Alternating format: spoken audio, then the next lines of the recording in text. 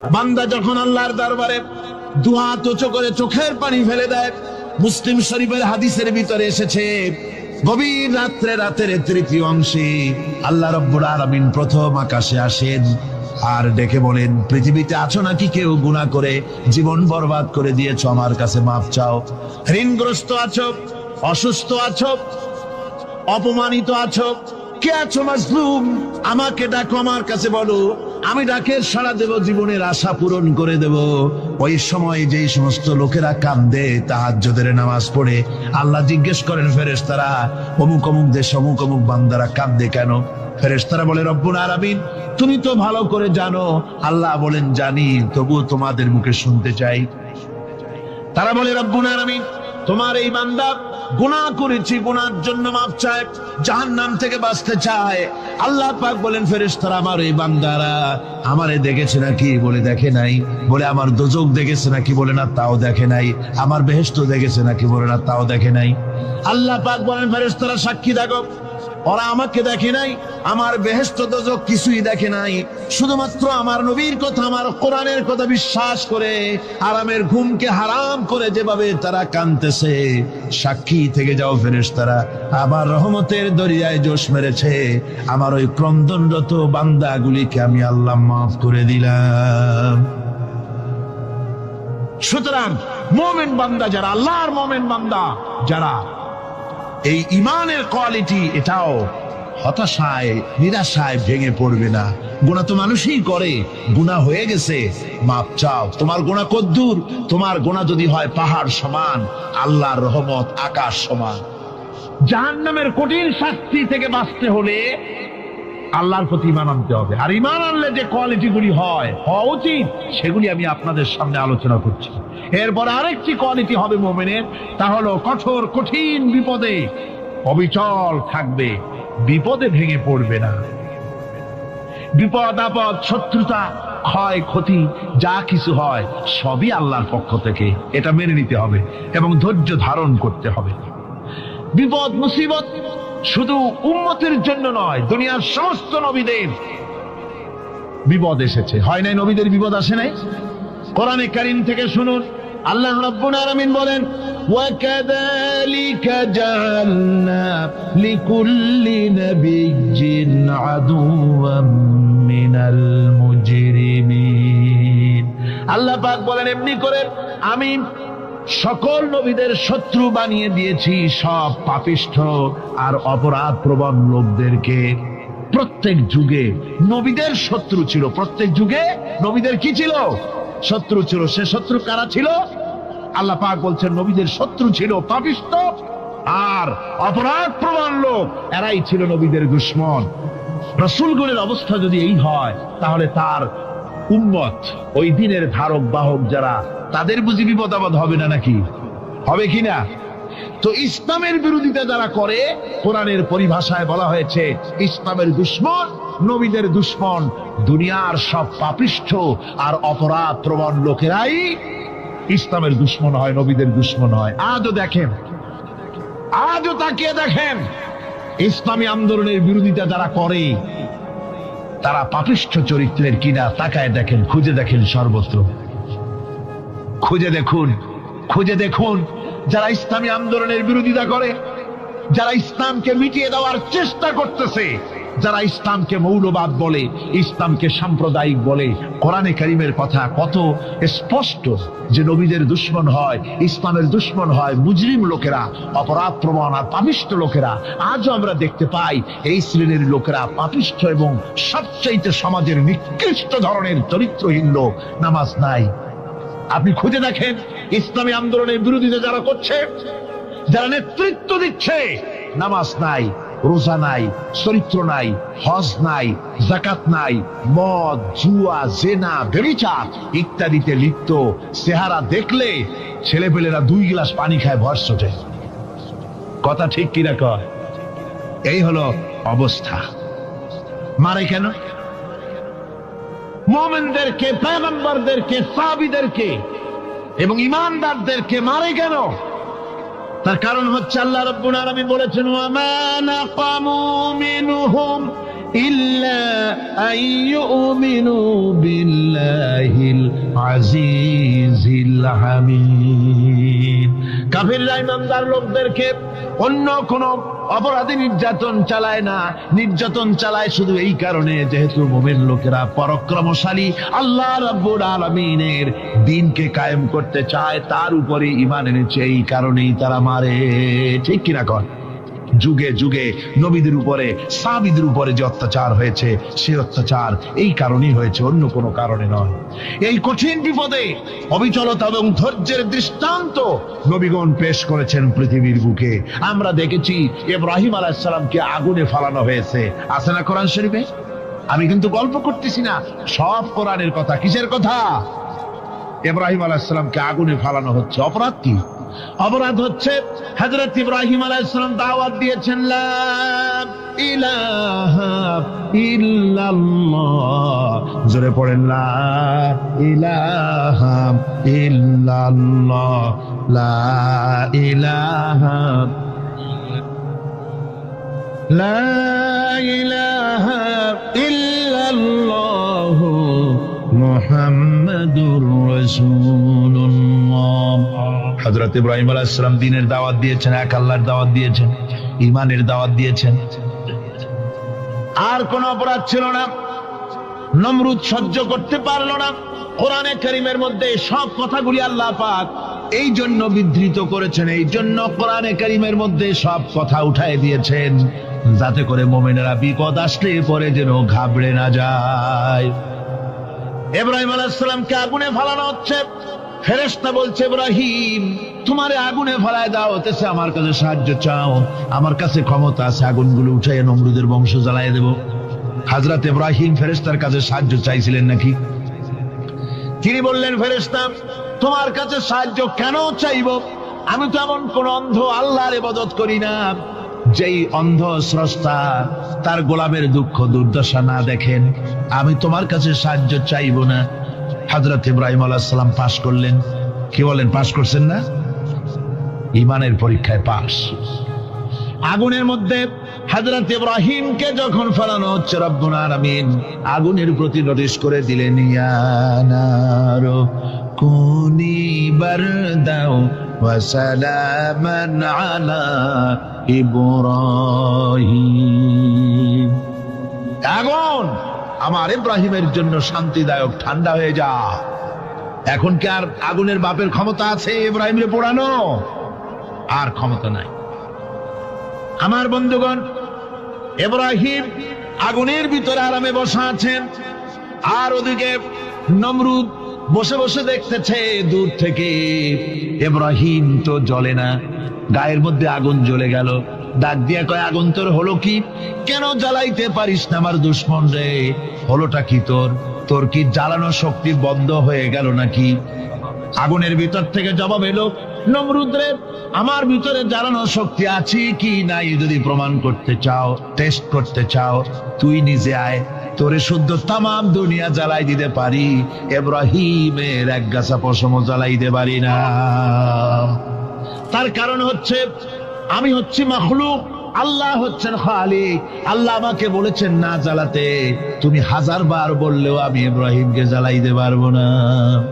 কোরআনে কারীমে ঘটনা বলে মুমিনদেরকে সাহস দেওয়া হচ্ছে, মুমিনেরা দ্বীনের কাজ করতে গিয়ে বিপদ আবাজ আসবে, ঈমানের দাবি হলো বিপদ আসবে, আর বিপদ আসলে ঘাবড়ায় যেও না, মুসিবতে পড়ে চিন্তায় পেরেশানে হয়রান হয়ে যেও না। বিশ্বকবি আল্লামা ইকবাল কি সুন্দর করে বলেছেন, আজ ভি হোক জু ইব্রাহিম কা ইমা पैदा आग कर सकती है एक अंदाज गुलिस्तां पैदा। ইব্রাহিমের ঈমান যদি আজিও কোথাও হয় বিদ্যমান, করতে পারেন অগ্নিকুণ্ডে খুবসুরত এক গুলিস্তান। আজও যদি আগুনের ভিতরে কোন নমরুদ কোন ইব্রাহিমকে যদি ফেলে দেয়, আল্লাহ রাব্বুল আলামিন আজও আগুনকে ফুলের বাগান বানায়া দিবেন। সুবহানাল্লাহ। ভয় পাওয়ার কারণ নাই, চিন্তা করার কোনো কারণ নাই। আমার বন্ধুগণ, হযরতে হুদ আলাইহিস সালামকে যখন সমাজের লোকেরা, রাষ্ট্রের লোকেরা ঘিরে ফেলে দিল। সমাজ শক্তি, রাষ্ট্র শক্তি যখন তাকে ঘিরে ফেলে দিল, ষড়যন্ত্রের পাহাড় তুলে দিল, তারে মেরে ফেলে দিবে। হযরত হুদ দেশ থেকে তার পালায় গেলেন না, ভয় পেলেন না। হযরতে হুদ আলাইহিস সালাম বললেন, কোরআনে কারীমে হযরত হুদের কথা কোট করা হলো, ফাকিদুনি জামিআন সুম্মা লা তুনজিরুন। সম্মিলিতভাবে ষড়যন্ত্র করো আমার বিরুদ্ধে, সবাই মিলে ষড়যন্ত্র করো, সুম্মা লা তুনজিরুন, আর আমাকে এতটুকু অবকাশ তোমরা দিও না। ইন্নী তাওয়াক্কালতু আলাল্লাহি রাব্বি ওয়া রাব্বিকুম, আমি ভরসা করেছি সেই আল্লাহর উপরে, যার কুদরতি হাতের ভেতরে, যিনি আমাদের রব তোমাদেরও রব, আর যার কুদরতি হাতের ভিতরে তামাম পৃথিবীর জানগুলি যার হাতে, সে আল্লাহর উপরে ভরসা করেছি। ষড়যন্ত্র যদ্দূর আছে করতে থাকো, আমি ষড়যন্ত্র পরোয়া করি না। সুবহানাল্লাহ। এটাই হলো মুমিনের কোয়ালিটি। শুধু ঈমান, লা ইলাহা ইল্লাল্লাহ মুহাম্মাদুর রাসূলুল্লাহ, গরুর গোশত খাই, আর রবিউল মাস আসতে পরে ইয়া নবী সালাম আলাইকা, ইয়া রাসূল সালাম আলাইকা, তারপরে গরম গরম জিলাপি আর রসগোল্লা খাইলাম খুব বেশি করিয়া, এর নাম মুমিন নয়। মুমিন হচ্ছে তার চলায় ফেরায়, ওঠায় বসায় সাহসিকতার এক আন্দাজ তৈরি হবে সে। আমার ভাইয়েরা, বিপদে অবিচলতা আমাদেরকে পয়গম্বরেরা শিক্ষা দান করেছেন। আমরা দেখতে পেয়েছি বিশ্বনবী জনাবে মুহাম্মাদুর রাসূলুল্লাহ সাল্লাল্লাহু আলাইহি ওয়াসাল্লাম হিজরতের রাত, কাফেররা চতুর্দিকে দাঁড়ানো। হযরত জিবরাইল এসে বলেন, ইয়া রাসূলুল্লাহ, হে কাফেররা চতুর্দিকে ঘিরে দাঁড়িয়েছে, গভীর রাত, এখন হাতে তাদের তরবারি, সকাল হলে পরেই তারা আপনাকে মেরে ফেলে দিবে, তাড়াতাড়ি ওঠেন, মদিনার দিকে চলে যান। আল্লাহ নবী ঘুমের থেকে জেগে হযরত আলীকে ডেকে বলেন, আলী, আল্লাহ অর্ডার করেছেন, আমি মদিনায় চললাম, আমার বিছানার পরে আমার চাদর গায়ে দিয়ে শুয়ে থাকো। হযরত আলী বলেন, আল্লাহর হাবিব, আপনার চাদর গায়ে দিয়ে ঘুমিয়ে থাকবো, সকালবেলায় কাফির বেঈমানেরা আপনার বিছানার পরে আপনার চাদর গায়ে দেওয়া অবস্থায় আমি আলীকে তারা মুহাম্মদ মনে করবে, আর আমি আলীকে নবী মনে করে তারা তাদের তরবারি দিয়া কেটে কেটে টুকরা টুকরা করে আমারে বিদায় করে দেবে দুনিয়া থেকে। এতটুকুনো পরোয়া করি না, বরং আমার দিলের মধ্যে এটাই তৃপ্তি থাকবে যে আমি আলীর জীবনের বিনিময় আল্লাহর হাবিব দুনিয়ায় বেঁচে আছেন। যে ব্যক্তি বিদ্রোহ করেছে এবং দুনিয়ার জীবনকে অগ্রাধিকার দিয়েছে, তার জায়গা হচ্ছে জাহান্নাম। জোরে বলেন নাউজুবিল্লাহ। যে ব্যক্তি আল্লাহর সঙ্গে বিদ্রোহ করেছে আর পরকালের জন্য পাথর জোগাড় করে নাই, দুনিয়াকে অগ্রাধিকার দিল, পরকালকে ভুলে গেল, তার জায়গা হলো জাহান্নাম। وَأَمَّا مَنْ خَافَ مَقَامَ رَبِّهِ وَنَهَى النَّفْسَ عَنِ الْهَوَى فَإِنَّ الْجَنَّةَ هِيَ الْمَأْوَى। আর যে ব্যক্তি আপন প্রভুর সামনে উপস্থিত হওয়াকে ভয় করেছে এবং আপন প্রবৃত্তিকে লালসা মুক্ত করেছে, লালসার হাত থেকে রক্ষা করেছে, আল্লাহ রব্বুল আলামিন কিয়ামতের দিন তার জন্য রেখে দিয়েছেন জান্নাত। তার জন্য কোন জায়গা? জান্নাত। আমাদেরকে পরকাল ভিত্তিক জীবন যাপন যদি করি, তাহলে কবরের জবাবগুলি খুব আসান হবে। আর যদি পরকাল ভিত্তিক জীবন যাপন না হয়, কবরটা মুসিবত হয়ে যাবে। হযরত ওসমান রাদিয়াল্লাহু তাআলা আনহু কবরের কাছে গিয়ে খুব কাঁদতেন। সাহাবায়ে কেরাম প্রশ্ন করেছেন, হুজুর, রাসূল করিম সাল্লাল্লাহু আলাইহি ওয়াসাল্লাম যখন জান্নাত ও জাহান্নামের ওয়াজ করেন, কখনো তো এত বেশি আপনি কাঁদেন না, যত বেশি কাঁদেন কবরের কাছে এসে, কারণ কি? হযরত ওসমান রাদিয়াল্লাহু তাআলা আনহু বলতেন, আমার সাথীরা, আমি আমার হাবিবের কাছে, আল্লাহ রাব্বুল আলামিনের রাসূলের কাছে আমি শুনেছি, এই কবরটাই হলো প্রথম স্টেশন, এই কবরটাই হলো প্রথম ইমিগ্রেশন কাউন্টার। এই জায়গায় কেউ যদি ধরা পড়ে যায়, কারো যদি চার্জশিট হয়ে যায়, সব জায়গায় ধরা পড়ে যাবে, হাসরে মিজানে সিরাতে কোনো জায়গায় নাজাত পাবে না। আর এই কবরটা যদি কেউ মুক্তি পেয়ে যায়, মিজান, সিরাত, হাসর সব জায়গা থেকে আল্লাহ তারে ভালোভাবে পার করে দিবেন। এটা হলো আসল জায়গা, মারাত্মক জায়গা, খুব মারাত্মক জায়গা। আমি এটাকে ইমিগ্রেশন কাউন্টার বলেছি আমার ভাষায়। ইমিগ্রেশন কাউন্টার যারা বিদেশ ভ্রমণ করেছেন তারা জানেন। লন্ডন যাবেন, আমেরিকা যাবেন, সৌদি আরব যাবেন, যে কোনো বিদেশে যাবেন, গেলেই পাসপোর্ট তারা দেখবে। পাসপোর্টে আপনার ন্যাশনালিটি কোনটা সেটাই তারা জানতে চাইবে। আপনি কোন দল করেন এটা তারা জানতে চাইবে না। আপনি কোন ভাষায় কথা বলেন তাও তাদের জানার দরকার নেই। প্রথমেই তারা আপনার ন্যাশনালিটি দেখবে, আপনার আইডেন্টিটি কি তারা জানতে চাইবে। তারপরে যদি স্যাটিসফ্যাক্টরি হয় আপনাকে ভিসা দিয়ে ভেতরে ঢুকবার ব্যবস্থা করে দেবে। আর যদি তারা স্যাটিসফাইড না হয় তাহলে আপনাকে মেহমানখানায় ঢুকানো হবে গ্রেফতার করে। কবর হচ্ছে এ ধরনের একটি ইমিগ্রেশন কাউন্টার। কবরের ভিতরে মানুষ যখনই রাখা হবে সঙ্গে সঙ্গে দুজন ফেরেশতা আসবে। কবরের কাছে যারা এসেছিল দাফন হয়ে যাওয়ার পর এই লোকগুলি 40 কদম যেতে যতক্ষণ লাগে এর মধ্যেই দুজন ফেরেশতা এসে যাবে। এসে জিজ্ঞেস করবে, মান রব্বুকা, তুমি কোন দল করতে? ওটা তাদের জানার দরকার নেই। চাকরি কিসে করতেন ওটা জানার দরকার নেই। ব্যবসা করতেন না চাকরি করতেন প্রয়োজন নেই।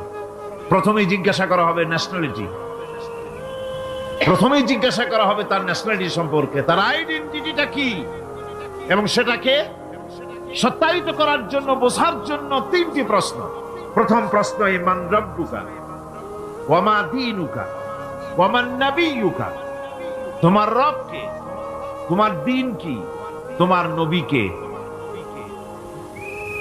যদি এই ব্যক্তি বেঈমান হয়, মুনাফিক হয়, সে বলবে হায় হাতা লা আদরি, হায় হাতা লা আদরি, জানি না, আমার রবকে আমি জানি না। তোমার দিন কি, দিন কারে কয় বুঝি না। এরপরে আল্লাহর নবী জনাবে মুহাম্মদ রাসূলুল্লাহ সাল্লাল্লাহু আলাইহি ওয়াসাল্লাম কে দেখানো হবে, বলা হবে মা কুনতা তাকুলু ফি হাদার রাজুল, এই ব্যক্তি সম্পর্কে তোমার ধারণা কি নিকে, বলবে আমি চিনি না। নাউযুবিল্লাহ। বাস, এরপরে তার যা হবার তাই শুরু হয়ে যাবে। আর যদি বান্দাটা মুমিন হয়, প্রশ্ন করা হবে মান রব্বুকা, জবাব দেবে রব্বি আল্লাহ, আমার রব আল্লাহ রাব্বুল আলামিন। ওয়া মা দীনুকা, দীনুনা ইসলাম, আমার দিন হচ্ছে ইসলাম। এরপরে আল্লাহর নবীকে দেখানো হবে। কয়েক রকমের বর্ণনা আছে, কোন বর্ণনায় আছে হুজুরের আকারে দেখানো হবে, অথবা রাসূলকে সরাসরি দেখানো হবে। বলা হবে মা কুনতা তাকুলু ফি হাদার রাজুল, এই লোকটি সম্পর্কে ধারণা কি। মুমিন ব্যক্তি বলবে হাদা নবিয়ুনা মুহাম্মাদুর রাসূলুল্লাহ সাল্লাল্লাহু আলাইহি ওয়াসাল্লাম, ইনি আমার তো সেই নবী মুহাম্মাদুর রাসূলুল্লাহ সাল্লাল্লাহু আলাইহি ওয়াসাল্লাম। আমরা যেন এই রকমের জবাব দিতে পারি, আল্লাহ কবুল করো। সকলে জোরে কোন আমিন। জবাব হয়ে যাওয়ার পর গায়ব থেকে আওয়াজ আসবে, ফাফরিশু বিল জান্নাতি ওয়ালবিসু বিল জান্নাহ, ও আমার ফেরেশতারা, আমার এই বান্দাকে জান্নাতের পোশাক পরাইয়া দাও আর কবরটাকে জান্নাতের বিছানা বিছাইয়া দাও। জান্নাতের পোশাক পরাইয়া দাও, জান্নাতের বিছানা বিছাইয়া দাও। ইলা মাদ্দা বাসারিহি, তার চোখের দৃষ্টি যত দূর যায় কবরটা ততটা প্রশস্ত করে দাও। এরপর বেহেশতের পোশাক পরাইয়া, বেহেশতের বিছানা বিছায়া ফেরেশতা বলবে নূম কানাউমুল উরুস, ঘুমিয়ে যাও। দুলামিয়া যেমন বাসর সজ্জায় নতুন বউ নিয়ে আরামে ঘুমায়, এরকম আরামে ঘুমায় যাও। ইলা ইয়াউমিল কিয়ামা, কিয়ামত পর্যন্ত ঘুমায় থাকবে, আরামে ঘুমিয়ে থাকবে। এরপরে সিংহায় ফুৎকার হবে, সিংহার ফুৎকারের আওয়াজে তার ঘুম ভেঙে যাবে। বলবে ইয়া ওয়াইলানা মান বা'আথানা মিন মারকাদিনা, হায় আফসোস, আমার এত আরামের ঘুম থেকে কে আমাকে জাগ্রত করলো, আমার ঘুমটারে নষ্ট করলো কে। আওয়াজ আসবে, হাযা মা ওয়াদার রহমান ওয়া সাদাকাল মুরসালুন। এটা হচ্ছে রহমানের সেই ওয়াদা, আর মুরসালিনরা, নবীরা সত্য কথাই বলেছিলেন। সেই কিয়ামত অনুষ্ঠিত হচ্ছে। আমার বন্ধুগণ, সেজন্য এই দুনিয়ার মোহে পড়ে থাকলে পরে দুনিয়ায় যারা অগ্রাধিকার দিবে দুনিয়াকে পরকালের তুলনায়, জবাব দিতে পারবে না কবরের ভিতরে গিয়া। আর যারা পরকালকে অগ্রাধিকার দিবে, দুনিয়ার চাইতে পরকালকে বেশি অগ্রাধিকার দেবে, আর আল্লাহর ভয় কলিজার ভিতরে রাখবে, কবরের জবাব সঠিকভাবে দিতে পারবে, কিয়ামতের দিন আল্লাহ রাব্বুল আলামিন তাদের জন্য জান্নাত দান করবেন। জোরে বলেন আমিন। দুনিয়াটা হচ্ছে দুনিয়া যেখানে আমরা আছি। আমি আগেই বলেছি, দুনিয়া হচ্ছে আদনা শব্দ থেকে এর উৎপত্তি হয়েছে। তুচ্ছ, নিকৃষ্ট, এটার দাম নাই, এটার মূল্য নাই। হযরত ইবনে কাইয়িম রাহিমাহুল্লাহ, নওয়ারাল্লাহু মারকাদাহু ওয়া জাআলাল জান্নাতা মাথওয়াহু। হযরত ইবনে কাইয়িম তিনি বলছেন, সুন্দর করে বলছেন দুনিয়া সম্পর্কে, মা মাদা ফিদ দুনিয়া আহলামুন ওয়া মা বাকিয়া মিনহা আমানি ওয়াল ওয়াক্তু বাইনাহুমা দাইউন। মা মাদা ফিদ দুনিয়া আহলামুন, জীবনের যে অংশ ফেলে এসেছি সেটা আজ একটা স্বপ্ন। ওয়া মা বাকিয়া মিনহা আমানি, আর জীবনের যে অংশ সামনে বাকি আছে সেটা এখন একটা আকাঙ্ক্ষা। ওয়াল ওয়াক্তু বাইনাহুমা দাইউন, আর এর মাঝখান থেকে সময় সব চলে যাচ্ছে। কত বড় কথা চিন্তা করেছেন? জীবনের যে অংশ ফেলে এসেছি তা আজকে স্বপ্ন, তা আজ কি বলেন? স্বপ্ন। আর সামনে যা আছে সেটা আকাঙ্ক্ষা, আর মাঝখান থেকে সময় সব চলে যাচ্ছে। এরপরে তিনি বলছেন, وَمَنْ يَسْحَبِ الدُّنْيَا يَكُنْ مِثْلَ قَابِضٍ عَلَى الْمَاءِ خَانَتْهُ فُرُوجُ الْأَصَابِعِ। দুনিয়াদারের অবস্থা হচ্ছে এই, কেউ যদি দুই হাতে পানি খামসায় ধরে, দুই হাতে কি ধরছে বলেন? দুই হাতে পানি খামসায় ধরেছে, খুব মজবুত করে ধরেছে, 2 মুঠ পানি। বলেন থাকবে কতটুকু? কতটুকু থাকবে? 1 ফোঁটাও থাকবে না। কারণ তার আঙ্গুলের ফাঁক তার সাথে খেয়ানত করবে, আঙ্গুলের ফাঁক দিয়া পানিগুলি সব বেরিয়ে চলে যাবে। সুতরাং দুনিয়া যারা চায় তারা ঠিক পানি খামসায় ধরলে পানি যেমন হাতের ভেতর থেকে খেয়ানত করে চলে যায়, যারা দুনিয়া চায় দুনিয়াও তাদেরকে এভাবে ফাঁকি দিয়ে চলে যায়। তবুও দুনিয়ার মায়া মানুষের এত বেশি। আল্লাহর নবী বলেন, লাউ কানা লি ইবনি আদম ওয়াদিন মিন যাহাবিন লাহাব্বা ইয়াকুনা লাহু সানিন। এই পৃথিবীতে যদি কাউকে একটা মাঠ ভরে যদি সোনা দেওয়া যায়, লোকটা বলবে রব্বুল আলামিন, আমি যদি আরেকটা মাঠ এরকম সোনা ভরা পেতাম। দ্বিতীয় আরেকটা মাঠ দেওয়া হলে আবার বলবে, যদি তৃতীয় আরেকটা মাঠ সোনা ভরে যদি পেতাম। নবীজি বলেন, ওয়ালা ইয়ামলাউ জাওফু ইবনু আদামা ইল্লা তুরাব। মানুষের পেট 3.5 হাত মাটি ছাড়া, কবরের মাটি ছাড়া মানুষের পেট ভরবে না। আরো চাই, আরো চাই, চাওয়ার কোনো শেষ নাই। মানুষ এভাবে করে দুনিয়ার মহব্বতে এমনি পাগল হয়ে যায়, শুধু দুনিয়ার মহব্বত, পরকালকে বেমালুম ভুলে যায়। আমি কিন্তু এই কথা বুঝাতে চাই নাই যে পরকালের মহব্বতে, পরকালের ভয়তে বা পরকালের জন্য দুনিয়া আপনি বাজার ঘাট, বেচা কিনা, ব্যবসা বাণিজ্য সবকিছু ভুলে যান না, তা নয়। ভুল বোঝার কোনো কারণ নাই। পরকালকে অগ্রাধিকার দিতে হবে, মানে দুনিয়াটা চিরস্থায়ী জায়গা নয়। চিরস্থায়ী হচ্ছে কোনটা? আখিরাত। চিল্লা এখন কোনটা? সুতরাং এখানে যা করতে হবে, আখিরাতের জবাবদিহিমূলক জীবন যাপন করতে হবে।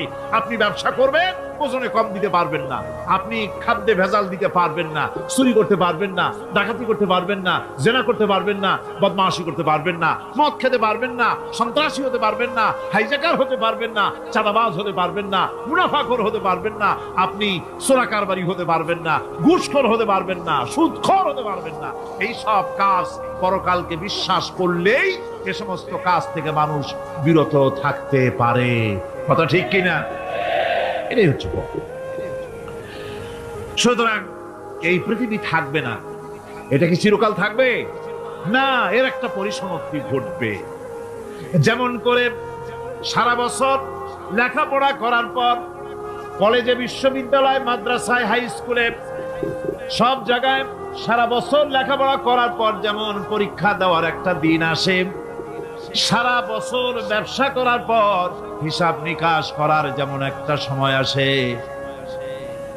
সারা মাস চাকরি করার পর বেতন পাওয়ার যেমন একটা দিন আসে, সারা জীবন চাকরি করার পর পেনশন পাওয়ার যেমন একটা সময় আসে, অনুরূপ ভাবে এই দুনিয়া যেদিন শেষ হয়ে যাবে, আল্লাহ নির্ধারিত সময় শেষ হয়ে যাওয়ার পর একটা সময় আসবে যখন আল্লাহ রব্বুল আলামিন সব শেষ করে দিবেন, লন্ড ভন্ড হয়ে যাবে, কিছু থাকবে না।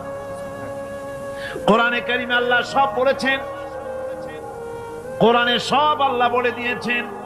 আল্লাহ পাক বলেন এই পৃথিবীর সব কেমন ভাবে ধ্বংস হবে তার চিত্র আল্লাহ পাক কোরআনে কারিমে তুলে ধরেছেন। ইযাস সামাউ ফাতারাত ওয়া ইযাল কাওয়াকিবু তাসারাত ওয়া ইযাল বিহারু ফুজ্জিরাত ওয়া ইযাল কুবুরু বু'সিরাত। যখন আকাশসমূহ দীর্ঘ বিদীর্ণ হয়ে যাবে, তারকাগুলি বিক্ষিপ্ত হয়ে ছিটকে পড়বে,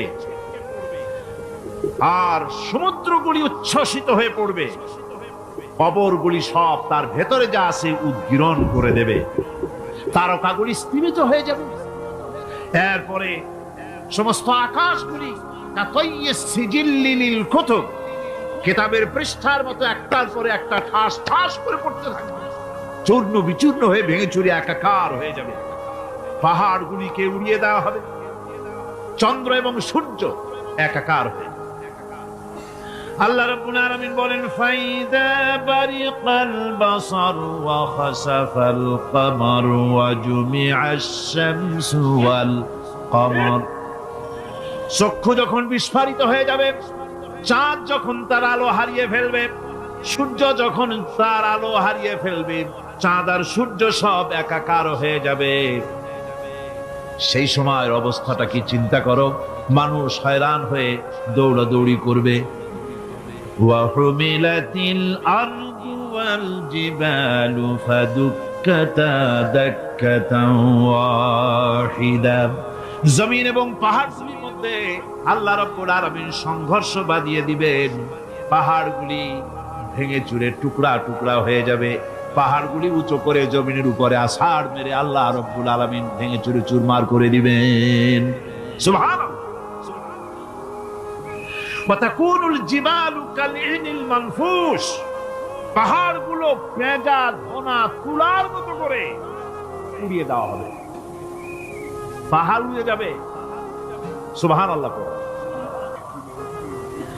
পাহাড় পাথরের তৈরি করা পাহাড়, এই পাহাড়গুলি তুলার মতো হয়ে উড়বে কিভাবে? আমি এই দৃশ্য নিজের চোখে কিছুটা হলেও দেখছি। আজ থেকে 10 দিন আগে আমি ইতালি সফর করে এসেছি। ইতালির রাজধানী রোম। রোম প্রাচীন সভ্যতার লালন ভূমি। কোরআনে কারিমে সূরায়ে রোম রয়েছে, এই রোম সেই রোম।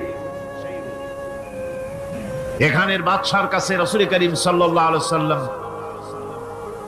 হেরাক্লিয়াসের কাছে চিঠি পাঠিয়েছিলেন, সেই রোম। 12 থেকে 15 হাজারের মতো বাংলাদেশি মুসলমান সেখানে আছে। জুমার দিন, যেদিন আমি গেলাম তার পরের দিনই জুমা ছিল। জুমার নামাজ পড়লাম ভ্যাটিকানের কাছেই, বিশাল মসজিদ। ইউরোপের ভিতরে সবচাইতে বড় মসজিদ এটা।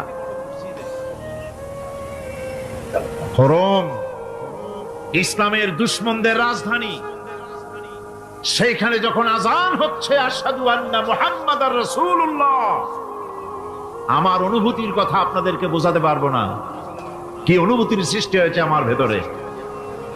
ভ্যাটিকানের পোপ এক পাশে, কিছু দূরেই ভ্যাটিকান, ওটা হচ্ছে গোটা পৃথিবীর সমস্ত খ্রিস্টানদের কাবা, ভ্যাটিকান।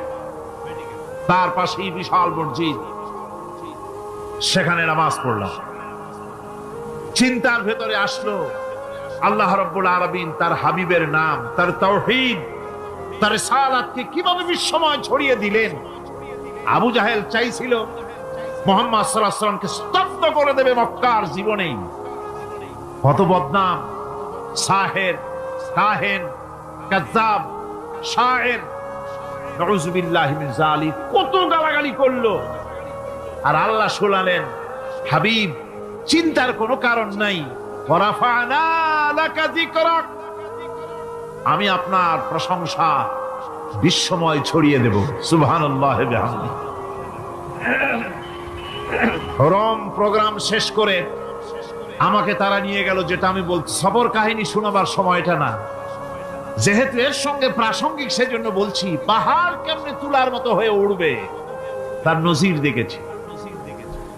রোম শহর থেকে 300 মাইল দূরে, 300 কিলোমিটার দূরে নেপোলিয়ান বোনাপার্ট তার বাড়ি, এবং ওটা তার নামে একটা প্রভিন্স। ভূমধ্য সাগরের পারে ভিসুভিয়াস, পৃথিবীর সবচাইতে বড় আগ্নেয়গিরি, সেটা দেখাতে নিয়ে যাওয়া হলো আমাকে। যে পাহাড়টা পৃথিবীর মাটি থেকে তার চূড়া হচ্ছে 3 মাইল উঁচু, এর 2 মাইল গাড়িতে করে ঘুরে ঘুরে যাওয়া যায়, এরপর আর গাড়িতে যাওয়া যায় না, বাকিটুকুন যেতে হবে হেঁটে হেঁটে। পাহাড়ের উপরে অক্সিজেন কম, বেশ কষ্ট হচ্ছিল উঠতে। জীবনে প্রথম পাহাড়ে চড়েছি, জাবালে নূর, রাসূল করিম সাল্লাল্লাহু আলাইহি ওয়াসাল্লামের উপরে যেখানে ওহী হয়েছিল সর্বপ্রথম। পাহাড় চড়ার একটা অভিজ্ঞতা ওখান থেকে আমার কিছুটা হয়েছিল। খুব কষ্ট হলো বাকি 1 মাইল উঠতে। যখন ভিসুভিয়াসের একদম শীর্ষে চলে গেছি, সেখানে গিয়ে আমার সাথে 15-20 জন লোক ছিল। আমি নিজে আল্লাহু আকবার বলে আমার গলা থেকে আওয়াজ বেরিয়ে গেল। আমি দেখতে পেলাম ভিসুভিয়াসের শীর্ষে বিশাল গর্ত। আমার মনে হয় গর্তটা এই মাঠের 1/4 হবে, এই মাঠের 1/4 হবে গর্তটা। সেই গর্তটার গভীরতা হচ্ছে 1.5 কিলোমিটার। এইখান থেকে পাথরগুলি উত্থিত হয়েছে, আগ্নেয়গিরি পাথর আগুনে গলে লাভা হয়ে এগুলি পাহাড় বেয়ে উপচে পড়েছে, চতুর্দিকে 12 মাইল ছড়িয়ে গিয়েছে। আমার মনে পড়লো ওয়াকুদুহান নাস ওয়াল হিজারা, জাহান্নামের আগুনের ইন্ধন হবে মানুষ আর পাথর। আমি সেখানে সেজদায় পড়ে গিয়া কান্নাম আর বললাম, আল্লাহ জাহান্নামের আগুন হারাম করে দিও আমাদের জন্য। পাথর কিভাবে গলে, পাথরগুলি গলে পুড়ে চতুর্দিকে পড়েছে আর ছিটকেছে, চতুর্দিকে ছিটকে পড়েছে। সেই পাথরগুলি ছিটকে ছিটকে যেগুলি পুড়ে পড়েছে, সেগুলিকে দূরে সাদা রঙের বলে মনে হয়, কোনোটা সাদা কোনোটা কালো, মনে হয় যেন তুলার মতো হয়ে পড়ে আছে চতুর্দিকে। 1944 সনে তৃতীয়বারের মতো ভিসুভিয়াস অগ্নিগিরি যে অগ্নি উৎপাত করে, তাতে আশেপাশের 12 মাইল এলাকা এফেক্টেড হয়ে যায়। পাথরগুলি গলে এভাবে বিধ্বস্ত করে দিয়েছে।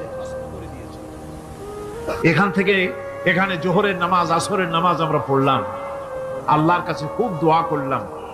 এখনো ধোঁয়া উঠতেছে, এখনো পাহাড়ের ফাটল দিয়ে ধোঁয়া উঠছে। একজন হাত দিয়ে আমাকে বলল যে খুব গরম লাগে ধোঁয়াগুলি। ওখানকার লোকেরা বলল যে ভেতরে এখনো আগুন আছে, তবে সুপ্ত, যে কোনো মুহূর্তে আবার তা জাগ্রত হতে পারে। আমরা সেখান থেকে নেমে এলাম।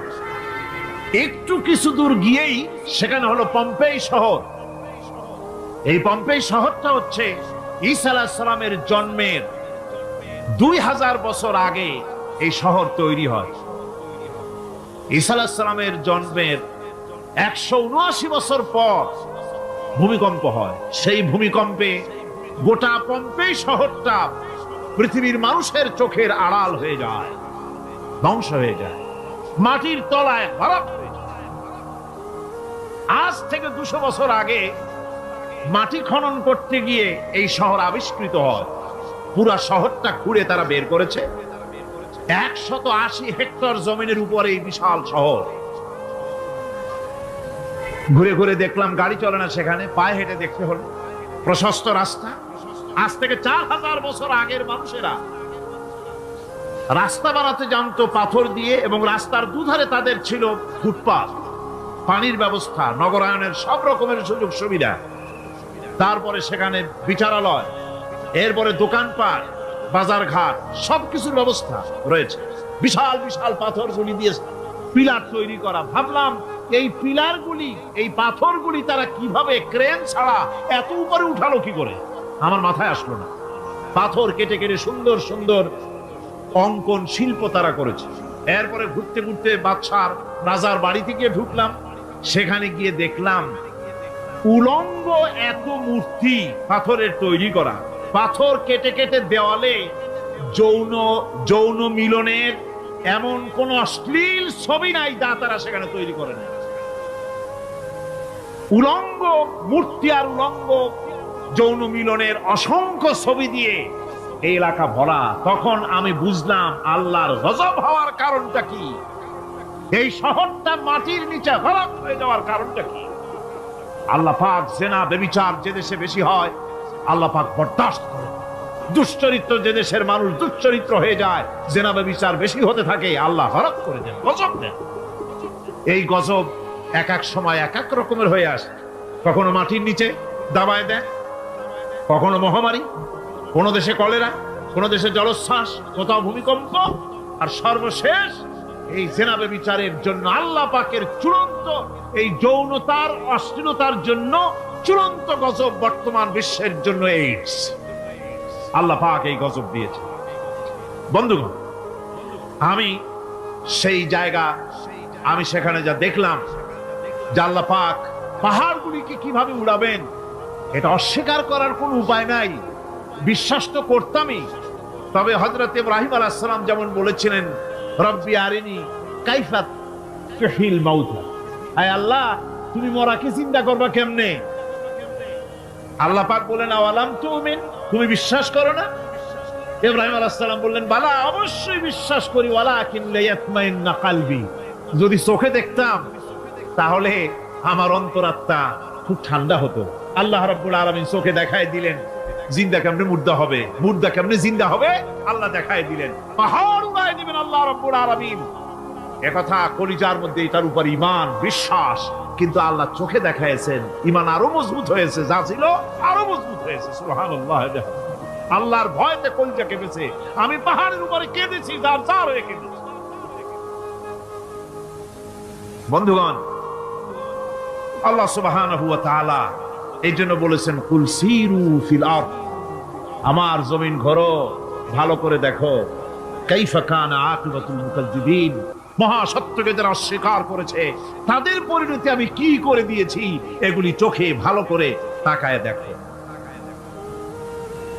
আমার বন্ধুগণ, সুতরাং এই পৃথিবীর অবসান হবে, এই পৃথিবী ধ্বংস হবে, এই পৃথিবী চূড়ান্ত ভাবে শেষ হয়ে যাবে। তো হ্যাঁ, আরেকটি কথা বলতে হয়, সেটা হচ্ছে যে এই রোম থেকে আরেকটু দূরে 900 মাইল দূরে হচ্ছে সিসিলি। 900 মাইল দূরে, সেখানে এই সিসিলি মুসলমানেরা শাসন করেছিল 350 বছর। সেই সিসিলিতে রয়েছে 360টা মসজিদ মুসলমানদের করা। সমস্ত মসজিদগুলি আজ তালা বন্ধ, একটা মসজিদও খোলা নাই। সেখানকার মুসলমানেরা ওয়াজ শুনতে এসেছিল রোমে। আমি তাদের জন্য পরামর্শ দিয়েছি যে গভর্নমেন্টের কাছে তোমরা দাবি জানাও যে অন্তত একটা মসজিদের দরজা আমাদের জন্য খুলে দাও। রোমের অবস্থানরত প্রবাসী বাংলাদেশি মুসলমানেরা আমাকে বলেছে তাদের অনেকের বাড়ি চট্টগ্রামেও আছে, আমাকে বলেছে তাদের চোখে পানি আসছে বলার সময় যে চিরঙের তাফসীর মাহফিল যখন আসে কলজেটা কাঁদতে থাকে যাওয়ার জন্য। তো যাওয়া তো সম্ভব না এত দূর থেকে, আমাদের সালাম বলে দিবেন যত লোক আসবে, আর আমাদের জন্য দোয়া করতে বলবেন যেন এই রোমের ভিতরে আমরা ইসলামের আদর্শের ভিত্তিতে আমরা যেন চলতে পারি। আপনারা দোয়া করুন তাদের জন্য। ভাইরা আমার, এই পৃথিবী একদিন পরিসমাপ্তি ঘটবে এবং আল্লাহর দরবারে আমাদেরকে উঠতে হবে এবং সেখানে আমাদের বিচার হবে। সেখানে আমাদের কি হবে? বিচার হবে। আল্লাহ পাক বিচারটাকে নির্ভুল করার জন্য, সঠিক করার জন্য প্রত্যেকের গলায় আমলনামা ঝুলায় রাখছে, এখানে রেকর্ডের ব্যবস্থা করা হয়েছে। আল্লাহ পাক বলছেন ওয়া কুল্লা ইনসানিন আলজামনাহু তাইরাহু ফি উনুকিহি ওয়া নুখরিজু লাহু ইয়াওমাল কিয়ামাতি কিতাবান ইয়ালকাহু মানশুরা। আল্লাহ পাক বলেন প্রত্যেকের ভালো মন্দ কর্মফল, কর্মলিপি আমি তার গলায় ঝুলায় রেখেছি। কিয়ামতের দিন সে নিজের কাছে স্পষ্ট সব দেখতে পারবে, কোনো জিনিস বাদ পড়বে না। তার গলায় তার আমলনামা ঝুলানো আছে, সব রেকর্ড হতেছে। আমরা যা করছি সবগুলি রেকর্ড হয়ে যাচ্ছে। বর্তমান বিজ্ঞানীরা আবিষ্কার করেছে যে মানুষের শরীরের ভিতরে ডিএনএ আছে, রক্তের ভিতরে ডিএনএ, এটা একটা কোড। মানুষের রক্তের ভিতরে ডিএনএ আছে। যেমন তার ব্রেনের ভিতরে কতগুলি কোষ আছে, এক একটা কোষ এক এক ধরনের কাজ করে, অনুরূপ ভাবে তার শরীরের ভিতরে রক্তের ভিতরে ডিএনএ আছে। এই ডিএনএটা কি? এই ডিএনএটা হচ্ছে, এই ডিএনএ একটা কম্পিউটারের মতো কাজ করতেছে। লোকটা কি করবে, কোথায় যাবে, সে ভালো হবে মন্দ হবে কি হবে, সব তার ডিএনএর মধ্যে রেকর্ডকৃত আছে। এটা বোঝার জন্য একটা সুন্দর দৃষ্টান্ত দেওয়া যায়। যেমন এই কাগজটাকে আপনারা মনে করুন একটা গাড়ির একটা ব্লুপ্রিন্ট, একটা গাড়ির ব্লুপ্রিন্ট। এখানে লেখা আছে গাড়ি কিভাবে তৈরি হবে। এই কাগজটা নিয়ে ঘরের মধ্যে রেখে দিলেন, এখন এই কাগজটা থেকেই অটোমেটিক গাড়ির উইন্ডো তৈরি হলো, শিল তৈরি হলো, গাড়ির বডি তৈরি হলো, চেসিস তৈরি হলো, টায়ার তৈরি হলো, ইঞ্জিন তৈরি হলো, ব্যাটারি তৈরি হলো, পেট্রোল নিল, আর কোন রকমের ড্রাইভার ছাড়াই গাড়ি চলতে আরম্ভ করলো। এই কথাটা যদি মনের মাথার মধ্যে আনতে পারেন যে এটা কিভাবে হইতে পারে, এতে লেখা অনুযায়ী যেভাবে হওয়া যদি সম্ভব হয়, অনুরূপ ভাবে মানুষের রক্তের ভিতরে ডিএনএ এরা আবিষ্কার করেছে। এর ভিতরে মানুষের ভালো মন্দ, কোথায় যাবে কি করবে, সবকিছু এর মধ্যে রয়েছে।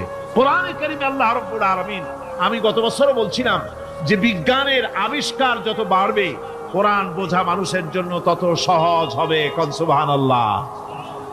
কোরআন বোঝা মানুষের জন্য তত সহজ হবে।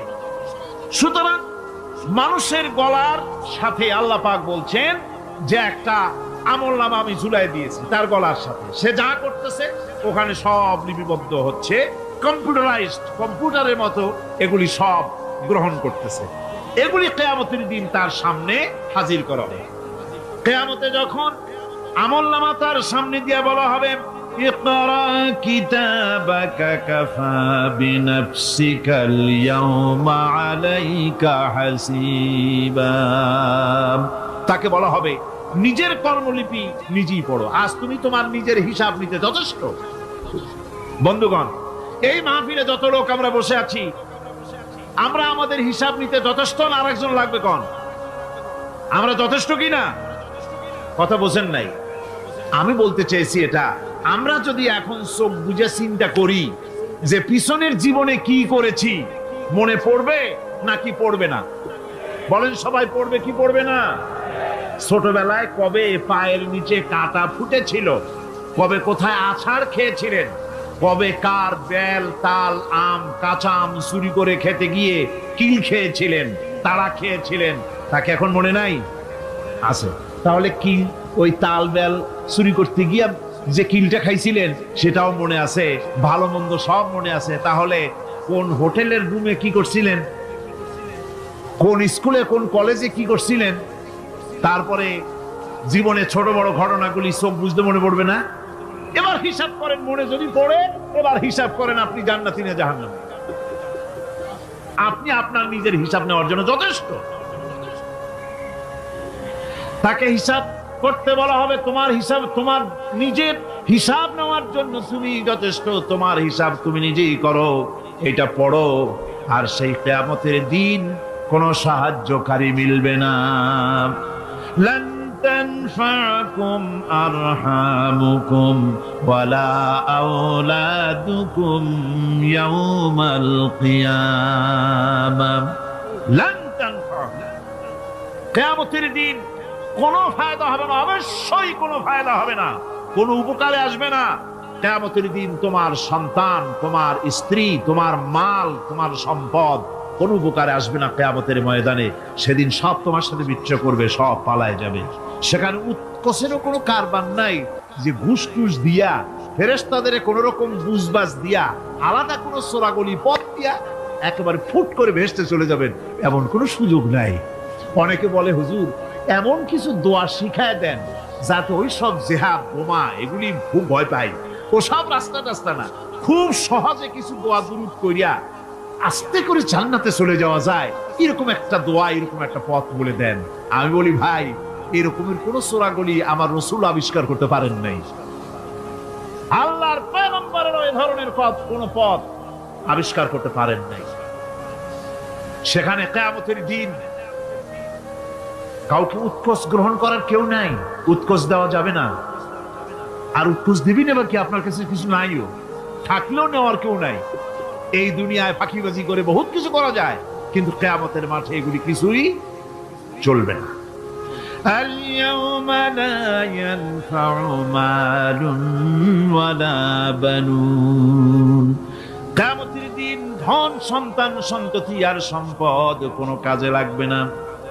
সেদিন শুধু আমল, আমল যদি ভালো হয় কাজে লাগবে, আমল খারাপ হবে সব শেষ হয়ে যাবে। আল্লাহ রাব্বুল আলামিন নবীজিকে ডেকে বলেছেন, নবী আপনি বলেন, কুল মা কুনতু বিদআম মিনার রাসূল, আপনি বলুন আমি কোন নতুন রাসূল নই, আমার আগে অনেক নবী রাসূল পৃথিবীতে এসেছেন, তারা বিদায় হয়ে গেছেন। আমি জানি না কিয়ামতের দিন আল্লাহ রাব্বুল আলামিন আমার সাথে কি ব্যবহার করবেন, আর আমি এও জানি না যে কোরআনে কারীমের মধ্যে আল্লাহ পাক এই পৃথিবীর বুকে যারা আরামের টাটকা সুখগুলি, আরামগুলি যারা বর্জন করে আল্লাহ রাব্বুল আলামিনকে বিশ্বাস করে যারা জীবন পরিচালনা করেছে, আল্লাহ পাক তাদের জন্য জান্নাত রেখেছেন এবং তাদের জন্য বলছেন, সাবিকু ইলা মাগফিরাতিন মির রাব্বিকুম ওয়া জান্নাতিন আরদুহা কাআরদিস সামাই ওয়াল আরদ উইদ্দাত লিল্লাযীনা আমানু বিল্লাহি ওয়া রাসূলিহি। আল্লাহ পাক বলেন, প্রতিযোগিতা করো আল্লাহর মাগফিরাত কামনার জন্য আর জান্নাতে যাওয়ার জন্য প্রতিযোগিতা করো, আল্লাহর রহমত পাওয়ার জন্য সৎ কাজের প্রতিযোগিতা করো, তাহলে আল্লাহ রাব্বুল আলামিন তোমাদেরকে ক্ষমা করবেন আর তোমাদের জন্য এমন জান্নাত দিবেন যেই জান্নাত আকাশের বিশালতার, জমিনের বিশালতার মতো। এই বিরাট জান্নাত তোমাদেরকে দিবেন। এই জান্নাত চিরস্থায়ী সুখ এবং শান্তি জায়গা হবে।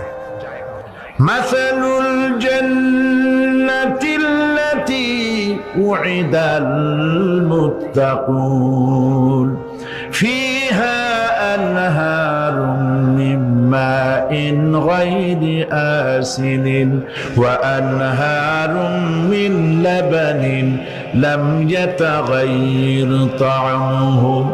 আল্লাহ পাক বলছেন, জান্নাত আল্লাহ পাক ওয়াদা করেছেন মুত্তাকিদের জন্য। আল্লাহ পাক জান্নাত দিবেন, যে জান্নাতের ভিতরে রয়েছে মধুর প্রস্রবণ, রয়েছে দুধের প্রস্রবণ, রয়েছে সেখানে স্বচ্ছ পানীয় পানির প্রস্রবণ রয়েছে। এই সুন্দর জান্নাত, ঝর্ণা ধারা আল্লাহ পাক সৃষ্টি করেছেন, বাগ বাগিচা দিয়ে ভরে রেখেছেন জান্নাত। সেই জান্নাতে জান্নাত হবে এয়ার কন্ডিশন, রৌদ্রের তাপ হবে না, সেখানে রৌদ্রের খরতাপ হবে না, সেখানে ঠান্ডার প্রচন্ডতা থাকবে না। কিরকম হবে জায়গাটা? আল্লাহ পাক বলছেন মুত্তাকিনা আলাল আরাইকি লা ইয়ারাউনা ফিহা শামসান ওয়ালা জামহারিরা ওয়া দানিয়াতান আলাইহিম যিলালুহা ওয়া দুল্লিলাত কুতুফুহা তাদলিলা। আল্লাহ পাক এমন জান্নাত রেখেছেন, সেই আল্লাহ পাক সেই জান্নাতের ভিতরে জান্নাতীরা ঠেস লাগায়া মুখোমুখি অবস্থায় তারা সেখানে বসবে, আর জান্নাতীদের মনের মধ্যে কোনো দুঃখ থাকবে না, পেরেশানি থাকবে না।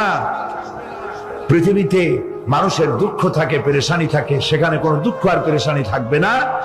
সেই জায়গাটা হবে শীতাতপ নিয়ন্ত্রিত, না শীত না গরম, চির বসন্ত বিরাজ করবে। জান্নাতীরা সেখানে থাকবে। এই সুন্দর জান্নাত আল্লাহ পাক রেখেছেন মুত্তাকীদের জন্য। সুবহানাল্লাহ। কাফেরদের জন্য জান্নাত হবে, জাহান্নাম হবে চিরকাল। খালিদিনা ফিহা আবাদান, চিরকাল কাফেরেরা জাহান্নামে থাকবে। সর্বশেষ যে ব্যক্তি জাহান্নাম থেকে মুক্তি লাভ করবে তাকে আল্লাহ পাক বলবেন, ফেরেশতাদেরকে বলবেন, আমার ফেরেশতারা আমার এই বান্দাকে জান্নাত এবং জাহান্নামের মাঝখানে রেখে দাও। জান্নাত এবং জাহান্নামের মাঝখানে লোকটি যখন থাকার জায়গা পাবে, সে জান্নাতের দিকে তাকায়া দেখবে আর কাঁদতে থাকবে। আল্লাহ পাক জিজ্ঞেস করবেন, বান্দারে যুগের পর যুগ ধরে জাহান্নামে কেঁদেছো, আমি রব্বুল আলামিন জাহান্নাম মাফ করে দিয়া জান্নাত জাহান্নামের মাঝখানে রেখে দিয়েছি, আযাব থেকে তো বেঁচে গেছো, এখন কান্দো কেন? লোকটি বলবে, রব্বুল আলামিন কান্দি এই কারণে, জাহান্নাম থেকে মাফ করেছো, তোমার শুকরিয়া আদায় করি। জান্নাত তো আমার কপালে নাই, কিসমতে নাই, কিন্তু জান্নাত আমি এখান থেকে দেখতে পাচ্ছি। জান্নাতের সুঘ্রাণ আমার নাকে আসতেছে, কপালে নাই যাওয়ার। আমি কাঁদি এই জন্য, তুমি যদি মেহেরবানি করে আমাকে জান্নাতের দরজার কাছে একটু দাঁড় করায় দিতা, প্রাণ ভরে তোমার জান্নাতের দৃশ্যটা একটু দেখতাম। আল্লাহ পাক তার আরজি পূরণ করবেন, বলবেন যাও, ফেরেশতাদের বলবেন এর জান্নাতের দরজার কাছে দাঁড় করায় দাও। জান্নাতের দরজার কাছে দাঁড়িয়ে লোকটি আবার কান্না শুরু করবে। আল্লাহ পাক প্রশ্ন করবেন, এবার কান্দো কেন? লোকটি বলবে, রব্বুল আলামিন কান্দি এই কারণে, জান্নাতের এই দরজায় দাঁড়ায়া জান্নাতের অফুরন্ত নেয়ামত কিছুই ভালো করে দেখা যায় না, শুধু অল্প জায়গা দেখি। যদি তুমি আমারে দয়া করে জান্নাতের মাঝখানে দাঁড় করায় দিতা, চতুর্দিকে তাকায়া তাকায়া দেখা কলিজারে ঠান্ডা বানাইতাম। তবে আমি ওয়াদা করি, জান্নাতের কোন নাজ নেয়ামত, কোন ফল আমি খাবো না, ধরবো না, সইব না। একটুখানি মেহেরবানি করে মাঝখানে দাঁড় করাইয়া দাও, জান্নারে ঠান্ডা করি। আল্লাহ রব্বুল আলামিন ফেরেশতাদের বলবেন, আমার এই বান্দারে জান্নাতের মাঝখানে দাঁড় করাইয়া দে। আল্লাহর নবী বলেন, জান্নাতের মাঝখানে দাঁড়িয়ে লোকটি আগের চাইতে আরো জোরে চিৎকার মেরে কাঁদতে থাকবে। আল্লাহ পাক বলবেন, বান্দারে কি হলো তোর? দরজার কাছে আসতে চাইছিলে, আইনা দিলাম। আবার এবার মাঝখানে আসতে চাইছো, তাও এনে দিয়েছি, আবার কান্দো কেন? লোকটি বলবে, রব্বুল আলামিন এবার কান্দি এই জন্যে, তুমি যখন দয়া করে একটিবার জান্নাতের মাঝখানে এনে আমাকে দাঁড় করায় দিয়েছো, তুমি রহমান রহিম গফুরুর রহিম, এই জান্নাত থেকে আবার আর বাইর করে দিও না। আল্লাহ রাব্বুল আলামিন বলবেন, ও আমার বান্দারে, আমার এই জান্নাত তোর খুব পছন্দ হয়েছে নাকি? লোকটি বলবে, রব্বুল আলামিন কলিজা ঠান্ডা হয়ে গেছে, ভাবতেও পারি না এই জান্নাত এত সুন্দর। আল্লাহ পাক বলবেন, বান্দারে এরকম একটি নয়, দুইটা নয়, তোর জন্য আমি 10টা জান্নাত এরকম রিজার্ভ করে রাখছি। সুবহান।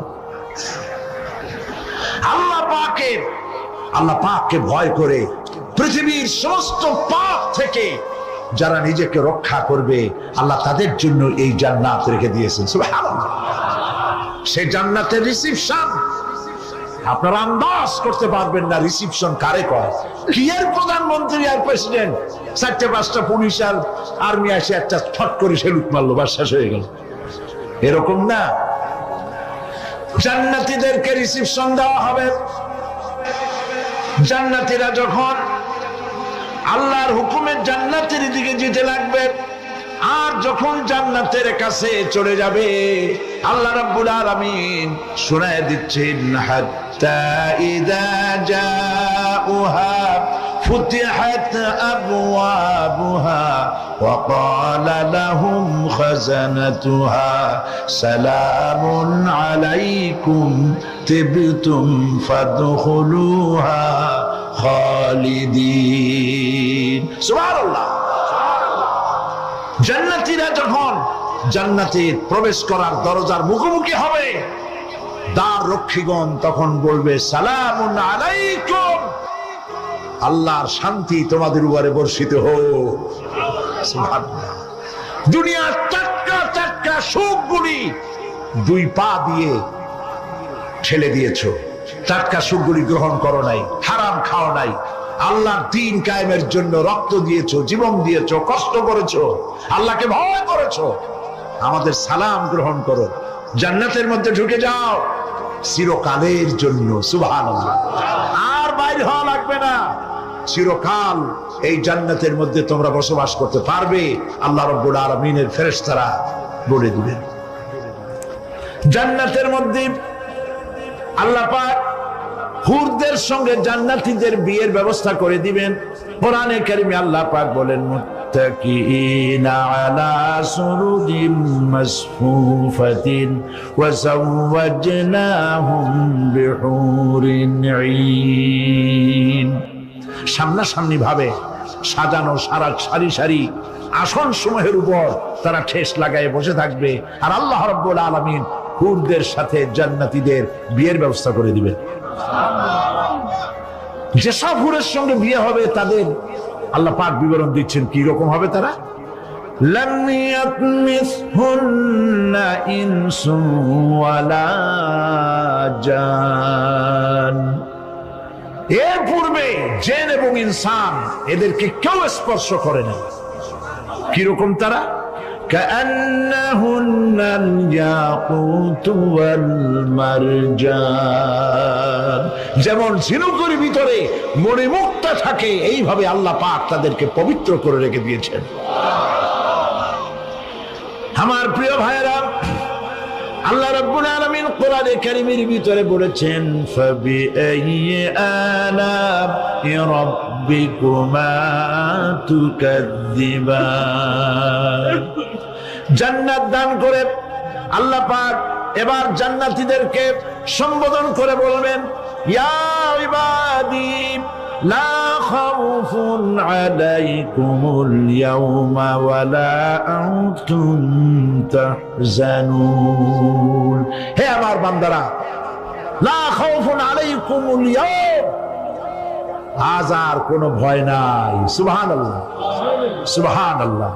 আজ আর কোনো ভয় নাই, কোনো চিন্তাও নাই, আরামে এই জান্নাতের মধ্যে বসবাস করো। এরপরে আল্লাহ পাক জিজ্ঞেস করবেন, ও আমার জান্নাতীরা, আমি যেসব ওয়াদা করছিলাম আমার ওয়াদা মোতাবেক সমস্ত নিয়ামত পেয়েছো? তারা বলবে, হ্যাঁ পেয়েছি, সব নিয়ামত আপনার ওয়াদা মোতাবেক সব পেয়েছি। আল্লাহ রাব্বুল আলামিন বলবেন, সব পাও নাই, ওয়ালাদাইনা মাজিদ, আমার কাছে আরো বেশি আছে। সুবহানাল্লাহ, আমার কাছে আরো বেশি আছে। জান্নাতীরা বুঝবে না সে আরো বেশিটা কি, এর থেকে আর বেশি কি। প্রিয় ভাই সব, নবী করিম সাল্লাল্লাহু আলাইহি সাল্লাম বলেছেন, জান্নাতের সুখ আর শান্তি কোন চোখ নাই যা দেখেছে, যা কোন অন্তঃকরণ নাই যা কল্পনা করতে পেরেছে। এই জান্নাত মুত্তাকিদের জন্য আল্লাহ রাখছেন। সুবহানাল্লাহ। জান্নাতীরা ভাবতেও পারবে না সেই নিয়ামতগুলি কি। প্রিয় ভাই সব, সেই মুহূর্তে আল্লাহর নবী মুহাম্মদুর রাসূলুল্লাহ সাল্লাল্লাহু আলাইহি ওয়াসাল্লাম বলবেন, রব্বুল আলামিন আমার উম্মতেরা, জান্নাতীরা বুঝতে পারে নাই আপনার কাছে কি নিয়ামত আরো বেশি আছে। আমার এই উম্মতেরা, জান্নাতীরা আপনার ওয়াদা মোতাবেক সব পেয়েছে, কিন্তু একটি জিনিস এখনো তাদের কিসমতে হয় নাই। সেই জিনিসটা হলো, যারা তার রবকে না দেখে শুধু কোরআন আর হাদিসের কথা শুনে আরবের ঘুম হারাম করে তাহাজ্জুদের নামাজ আদায় করেছিল, চোখের পানি ফেলেছিল, যারা জান্নাত দেখে নাই, জাহান্নাম দেখে নাই, আপনাকে ভয় করে যারা জীবন পরিচালনা করেছিল, যারা আপনাকে দেখে নাই, না দেখে শুধু কোরআন হাদিস বিশ্বাস করে যারা অকাতরে নিজেদের জীবন বিলায় দিয়েছিল, এই জান্নাতীরা এখন পর্যন্ত তার রবকে দেখতে পারে নাই। আল্লাহ রাব্বুল আলামিন তার সামনে থেকে ৭০,০০০ পর্দা সরে যাবে। আল্লাহ পাক বান্দাদের আরজি পুরা করার জন্য জান্নাতীদের সামনে তিনি জালোয়া ফরজ হবে। কোরআন শরীফের ভিতরে আল্লাহ পাক বলেন, জান্নাতীরা তারা আল্লাহর দিকে, জান্নাতীরা তার রবের দিকে তাকিয়ে থাকবে, আর রব তার বান্দাদের দিকে তাকায়া থাকবে। প্রাণ ভরে জান্নাতীরা রবকে দেখবে, সুবহানাল্লাহ, আল্লাহ পাককে দেখবে। প্রাণ খুলে আজ দোয়া করি, রব্বুল আলামিন জান্নাতের যেই পরিবেশে, যেই জায়গায় তুমি দয়া করে তোমার গোলামদেরকে তুমি নিজেই দর্শন দিবে, দেখা দিবে।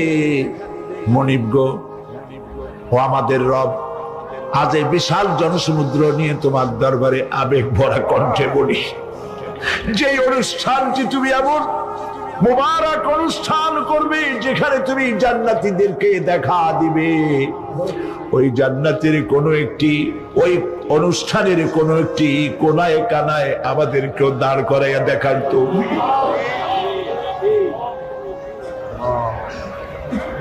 প্রিয় ভাই সব, আল্লাহ রাব্বুল আলামিন মানুষের সামনে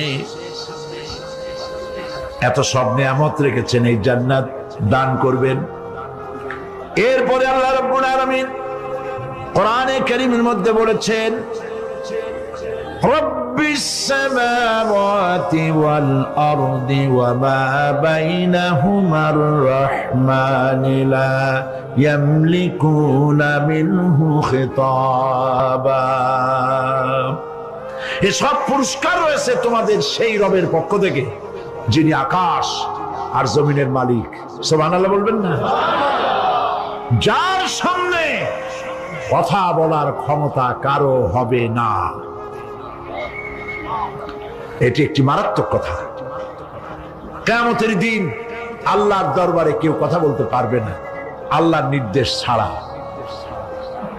একটি আকীদা পরিষ্কার করে নিয়ে যান আপনাদের, সে আকীদাটা এভাবে পরিষ্কার করুন, কোন পীর সাহেব, কোন খাজা বাবা, কোন মাওলানা, কোন মুহাদ্দিস, কোন বুজুর্গ আপনাকে সুপারিশ করতে পারবে না যদি না আল্লাহ পাক তাকে কথা বলার তৌফিক না দেন। মনে থাকবে এটা? আয়াতুল কুরসির ভিতরে আমরা পড়ি, মান যাল্লাযী ইয়াশফাউ ইনদাহু ইল্লা বিইযনিহি। আল্লাহ পাক বলেছেন কিয়ামতের দিন আল্লাহর দরবারে কার সাহস আছে কথা বলতে পারে? মান যাল্লাযী ইয়াশফাউ ইনদাহু ইল্লা বিইযনিহি। আল্লাহর ওয়াদা ছাড়া, হুকুম ছাড়া আল্লাহর সামনে কথা বলা সেদিন কেউ থাকবে না। সুবহানাল্লাহ। কেউ কথা বলতে পারবে না। সুপারিশ করতে হবে আল্লাহ যারে বলেন তুমি করো, অমুকের জন্য করো, সেই ব্যক্তি শুধু তার জন্যই করতে পারবে, আর কেউ কথা বলতে পারবে না। সেই কঠিন হাসরের ময়দান, যেদিন শুধুমাত্র আল্লাহ পাক কথা বলবেন, আর যারে বলতে বলবেন সেই কেবলমাত্র বলতে পারবে। সুপারিশ এটি আল্লাহ পাক কিয়ামতে পারমিশন দিলে বলা যাবে। হযরত ইব্রাহিম আলাইহিস সালাম কিয়ামতের দিন তার নিজের পিতা সম্পর্কে সুপারিশ করবেন রব্বুল আলামিন, আমার আব্বার জন্য সুপারিশ করতেছি, মেহেরবানি করে জাহান্নাম থেকে তারে আপনি রক্ষা করুন। আল্লাহ রব্বুল আলামিন বলবেন, ইব্রাহিম তোমার সুপারিশ মঞ্জুর হবে না। প্রিয় ভাই সব, একটু মাথা খাটান, চিন্তা করেন। উলুল আযম পয়গম্বর, জাতির পিতা। কে জাতির পিতা? চিল্লায় বলুন, কলিজা সাফ করে ফেলুন। মুসলমানদের জাতির পিতা হাবিজ হাবিব কেউ হতে পারে না।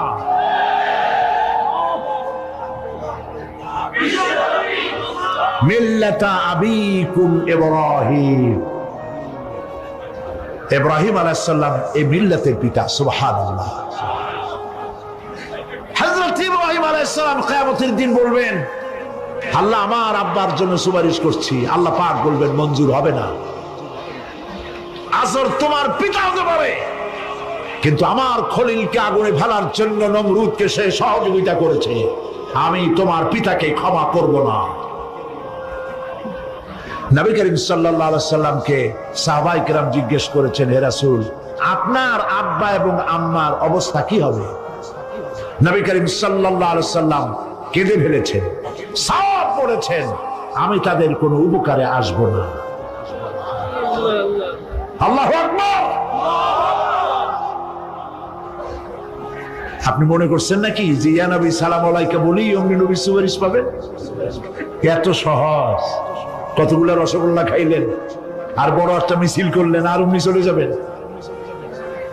পৃথিবীর সব মানুষ, সাহাবায়ে কেরাম বাদ দেন, পৃথিবীর সমস্ত মানুষ একত্রিত হয়ে আবু তালেব রাসূলুল্লাহকে যে ভালোবেসেছেন, ওর 1000 ভাগের 1 ভাগও সারা দুনিয়ার মানুষ রাসূলুল্লাহকে ভালোবাসতে পারবে?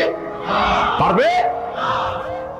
নিজের ছেলে আলীকে, আলী রাদিয়াল্লাহু তাআলা আনহুকে আলাদা বিছানায় শোয়াইয়া, ছোট্ট মানুষ হযরত আলী আলাদা জায়গায় রাখিয়া, মুহাম্মদুর রাসূলুল্লাহ সাল্লাল্লাহু আলাইহি সাল্লাম এতিম মানুষ, তারে কলিজার সাথে বুকের মধ্যে আশ্রয় দিয়ে আগলে রেখেছেন বুক ভরে।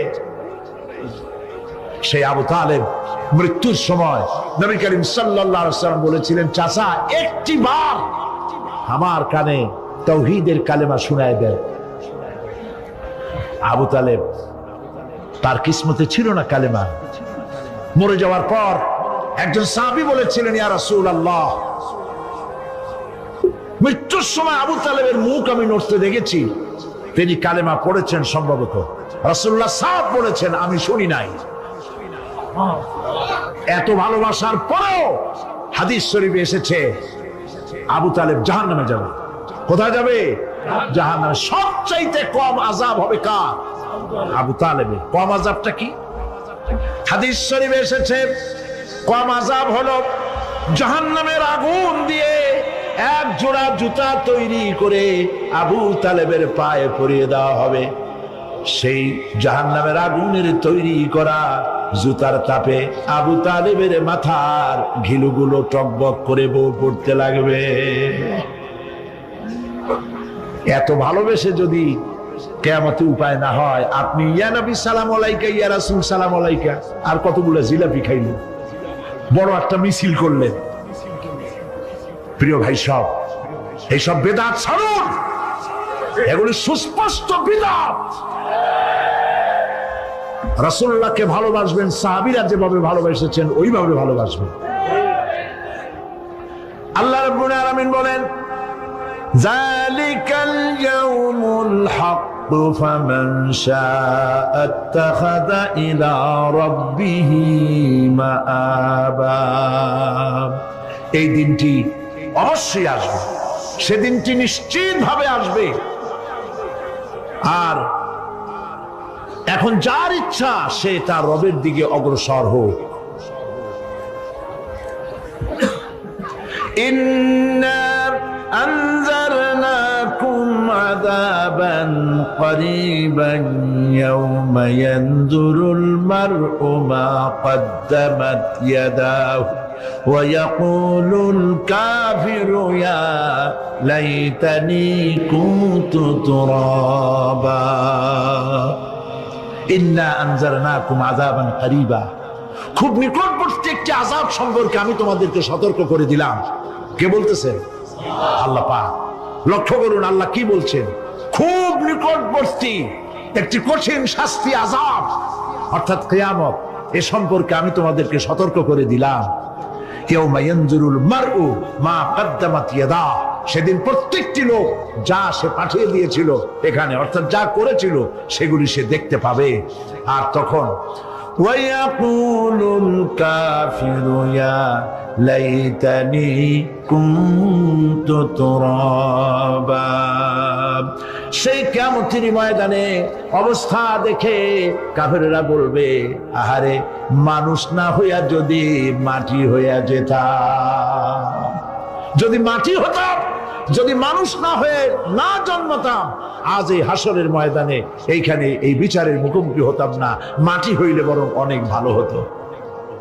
এই পৃথিবীতে আমরা এসেছি, চলে যাব, যাওয়ার আগে এই কোরআন একটি বিশাল জনগোষ্ঠী এমন বানাতে চেয়েছে যে জনগোষ্ঠী এই কোরআন দিয়ে একটি বিশাল সমাজ গড়বে, রাষ্ট্র গড়বে, এমন রাষ্ট্র গড়বে যেই রাষ্ট্রে দুঃখ থাকবে না, অশান্তি থাকবে না, যেখানে সুখ থাকবে, সমৃদ্ধি থাকবে, আর কিয়ামতের দিন আল্লাহর জান্নাতে তারা চলে যাবে।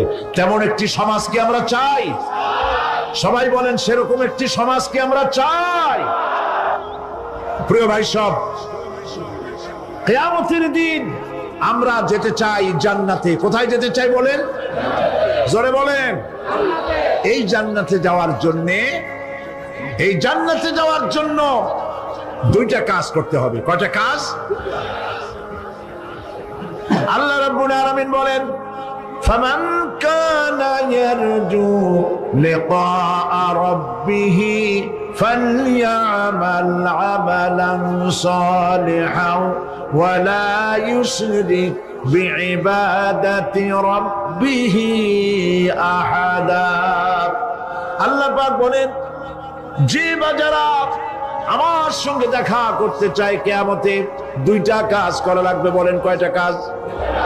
একটা হলো নেক আমল। কি আমল বলেন? নেক আমল। নেক আমল কারে বলে? নেক আমল করতে হলে আবার দুইটা শর্ত লাগে। এক নম্বরে কাজটা করতে হবে আল্লাহরে খুশি করার জন্য। কারে খুশি করার জন্য? একটা মাদ্রাসা বানাইছি যাতে লোকেরা বলে যে বড় একটা মাদ্রাসা বানাইছে, এই জন্য মাদ্রাসা বানাবেন, মসজিদ বানাবেন, হসপিটাল বানাবেন, যা কিছু করেন নিয়ত হবে আল্লাহকে খুশি করা। নিয়ত হবে কারে খুশি করা? আল্লাহ পাককে খুশি করা। এই হলো নেক আমলের প্রথম শর্ত, কাজ হবে আল্লাহকে খুশি করার জন্য। দুই নম্বরে কাজটি হতে হবে সুন্নতে নববী সাল্লাল্লাহু আলাইহি ওয়াসাল্লামের উপরে। মনে থাকবে, দাড়ি রাখবো। কেন রাখবো? রাসূলের সুন্নাত। রাখবো কারে খুশি করার জন্য? আল্লাহ খুশি করার জন্য। রাখবো কার মতো? রবীন্দ্রনাথের মতো, কার্ল মার্কসের মতো, কবির মতো নয়। রাখতে হবে কার মতো? নবীর মতো। বুঝে নেন, কাজটা হতে হবে আল্লাহকে খুশি করার জন্য। দুই নম্বরে কাজটা হতে হবে সুন্নতে নববী সাল্লাল্লাহু আলাইহি ওয়াসাল্লামের উপরে হতে হবে। তাহলে এই হলো এক নম্বর। জান্নাতে যাওয়ার জন্য, আল্লাহর সাথে দেখা করার জন্য এক নম্বরের কাজ হলো নেক আমল। বলেন এক নম্বরের কাজ কি? দুই নম্বরের কাজ ওয়ালা ইউশরিক বিইবাদাতি রাব্বিহি আহাদা। আল্লাহ রাব্বুল আলামিনের ইবাদতের সাথে কাউকে শরীক স্থাপন করা যাবে না। আমরা যারা মুসলমান, অধিকাংশ মুসলমান শিরকের ভিতরে মুবতালা হয়ে আছে। বিশ্বাস করেন কিনা বলেন? কাফেররা তো মুশরিক আছেই, ওরা তো মুশরিক আছেই, কিন্তু আমরা মুসলমানেরা আমাদের আমলের মধ্যে, আমাদের অজান্তে সবের নিয়তে অনেক শিরক আমরা করে বসি। নাউজুবিল্লাহ। বলেন নাউজুবিল্লাহ। এই জন্য আমি বারবার সতর্ক করি, নিজেকেও করি, আপনাদেরকেও করি। এই কারণে করি, শিরকের গুনাহ আল্লাহ মাফ করবেন না। ইন্না শিরকা লাযুলমুন আযীম। শিরক মস্ত বড় অপরাধ, জুলম, আল্লাহ মাফ করবেন না। আল্লাহর কাছে কান্দে কান্দে মাপ চাওয়া লাগবে যে আল্লাহ শিরক থেকে আমাকে রক্ষা করো, বাঁচাও। অনেক গোপন শিরক আছে। মাজারে যান, পীর সাহেবের কাছে যান, মনে যদি নিয়ত থাকে উনি ফু দিলে আমি ভালো হবই, উনি তাবিজ দিলে আমার বাচ্চা হবেই, উনি আমারে দয়া করলেই আমার ব্যবসায় উন্নতি হবেই, এইটার নাম শিরক। এটার নাম কি? ওয়াইজা সাআলতা ফাসআলিল্লাহ ওয়াইজা ইসতাআনতা ফাসতাইন বিল্লাহ। যা বলার আল্লাহরে বলো, আর যা চাওয়ার কার কাছে চাও? চিল্লায় বলেন। কলিজাটাকে পরিষ্কার করে দেন আজকের মাহফিলে। এই কলিজায় কারো প্রতি কোনো ভয় রাখবো না আল্লাহ ছাড়া। ভয় করবো কারে বলেন? মহব্বত আল্লাহ ছাড়া, এত বেশি মহব্বত আর কাউকে করব না। আল্লাহ তাআলা আমাদের কলিজায় তোমার ভয় এবং মহব্বত দিয়ে ভরে দাও। রাসূলের মহব্বত দিয়ে আমাদের দিলকে ভরে দাও। বিশ্বাস করুন ভাই সাহেব, কোরআন শরীফ আমার সামনে, বিশ্বাস করুন। দেশি পীর, বিদেশি পীর, খাজা বাবা দেশি এবং বিদেশি, কেউ আপনার ভাগ্য বদলাই দিতে পারবে না। এই পিছনে দৌড়ায় দৌড়ায় কোনো লাভ নয়। এতক্ষণ মসজিদের ভেতরে বসে আল্লাহর কাছে কাঁদেন। ওয়াকালা রাব্বুকুম উদউনি আস্তাজিব লাকুম। তোমার রব বলেছে আমারে ডাকো, আমি ডাকের সাড়া দিয়ে দেব। সুবহানাল্লাহ। আর আল্লাহ বলেছেন আমার ইবাদতের সাথে কাউকে শরীক করবে না। খবরদার। আলাইসাল্লাহু বিকাফিন আবদা। আল্লাহ প্রশ্ন করছেন, আলাইসাল্লাহু বিকাফিন আবদা, আমি কি আমার বান্দার জন্য যথেষ্ট নই? চিল্লায় বলুন অবশ্যই যথেষ্ট। আবার বলেন অবশ্যই যথেষ্ট। কলিজা সাফ করে ফেলেন। সম্রাট শাহজাহান, দিল্লির সম্রাট, হাবিজাবি সম্রাট না, দিল্লির সম্রাট। এখন কোথায়? কবরের। কবি বলতেছেন, শাহনে জাহাं को जिन्हें फक्र से देते थे बाज, शाहने जहां को जिन्हें फक्र से देते थे बाज, वाज कब्र में है सूरह अलहम्दु की मोहताज। সারা ভারতবর্ষ যারা ট্যাক্স দিয়ে নিজেকে সৌভাগ্যবান বলে মনে করত, সে আজ কবরের মধ্যে ভিক্ষুকের মতো সূরা আলহামদুর মতো একটি সূরার মুহতাজ হয়ে ভিক্ষুকের মতো শুয়ে আছে। সম্রাট শাহজাহান মসজিদে বসে আছে, এক ফকির ঘুরতেছে। লোকেরা কয় ছোটবেলা থেকেই তোমার খয়রাত করতে দেখলাম, ভিক্ষা কি জীবনেও যাবে না তোমার? লোকটি বলছে আমি ভিক্ষা করবো ছাড়া আমার উপায়টা কি? এই লোকটি আমি ভিক্ষা করা ছাড়া করবো কি? লোকেরা তো আমার 60 টাকা 50 টাকা 100 টাকা দেয় না, 4 আনা 5 আনা 1 টাকা এই আমার দেয়, এ দিয়ে আমি বড় লোক হবো কেমন? লোকটি বলছে আচ্ছা দেখো, তুমি তো জায়গা মতো যাইতে পারো না, বাদশার কাছে যাও, এমন দেওয়া দেবে জীবনে আর খয়রাত করা লাগবে না। তো বাদশার কাছে কি খয়রাতি যাইতে পারে কোনোদিন? হ্যাঁ এখন পারবো। কেমনে? সম্রাট শাহজাহান এখন একা একা মসজিদে আছেন। তখনকার এসব বাদশারা অনেকে নামাজি ছিলেন, দিনদার ছিলেন। ফকির দরজার কাছে দাঁড়াইয়া দেখতে পাচ্ছে কেউ নাই, দেহরক্ষীরা দূরে দূরে দাঁড়ানো। বাদশাহ মসজিদের ভেতরে বসে হাত তুলে ঝুলতেছে আর কাঁদতেছে, চোখের পানি দিয়া দাঁড়িয়ে ভিজে ভিজে পড়ছে। এই দৃশ্য অনেকক্ষণ দেখলো ফকির। কিছুক্ষণ পর সম্রাট শাহজাহান মসজিদ থেকে বেরিয়ে আসছে। ফকির বলছে আসসালামু আলাইকুম হুজুর। তিনি বললেন ওয়ালাইকুম আসসালাম, চলে গেল।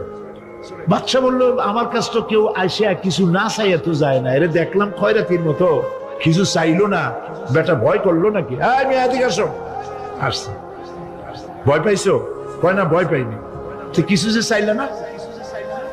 ফকির বলছে জাহাপানা সত্যিই কিছু চাইতে আসছিলাম, তারপর চাইলে না কেন? ফকির বলছে জাহাপানা সারা জীবন ভিক্ষা করেছি, আর আজ দিল্লি সম্রাটের কাছে বেশি পাওয়ার লোভে এসেছি না, কিন্তু আপনার দশা দেখা আমার জ্ঞানের চোখ খুলে গেছে। আমি লক্ষ্য করে দেখলাম, আমি সম্রাটের কাছে চাইতে এসেছি, হাত তুলি নাই, বিনয় প্রকাশ করি নাই, চোখের পানি ফেলি নাই, কিন্তু লক্ষ্য করে দেখলাম দিল্লির সম্রাট আমার চাইতেও বড় ভিক্ষুকের মতো আবার কোন সম্রাটের কাছে হাত তুলে কান্দে। আমার জ্ঞানের চোখ খুলে গিয়েছে, আমি বুঝতে পেরেছি সম্রাট কান্দে যেই সম্রাটের কাছে, তারে ছাড়া আর কারো কাছে জীবনে চাইব না। এই কথাই সূরা ফাতিহায় প্রত্যেকদিন পড়ি, বুঝি না কি পড়ি। ইয়াকা না'বুদু ওয়া ইয়াকা নাস্তাঈন। আয় আল্লাহ, একমাত্র তোমার গোলামি করি আর তোমার কাছে সাহায্য চাই, তুমি ছাড়া কারো কাছে সাহায্য চাই না। কলিজা সাফ করুন, কোন মরা পীর, কোন জিন্দা পীর আপনার মনের আশা পুরা করতে পারবে না, পারবে না, পারবে না।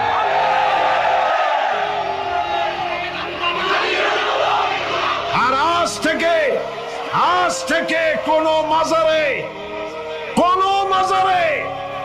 টাকা দিবেন না, পয়সা দিবেন না, আগরবাতি দিবেন না, মোমবাতি দিবেন না, গোলাপ পানি দিবেন না। কারা কারা দিবেন না হাত উঁচু করে দেখা। সুবহানাল্লাহ, আলহামদুলিল্লাহ, লা ইলাহা ইল্লাল্লাহ। সুবহানাল্লাহ, আলহামদুলিল্লাহ, লা ইলাহা ইল্লাল্লাহ। সুবহানাল্লাহ, আলহামদুলিল্লাহ, লা ইলাহা ইল্লাল্লাহ, মুহাম্মাদুর রাসূলুল্লাহ। আল্লাহুম্মা আমিন। রব্বানা যালামনা আনফুসানা ওয়া ইন লাম তাগফির লানা ওয়া তারহামনা লানাকুনান্না মিনাল খাসিরিন।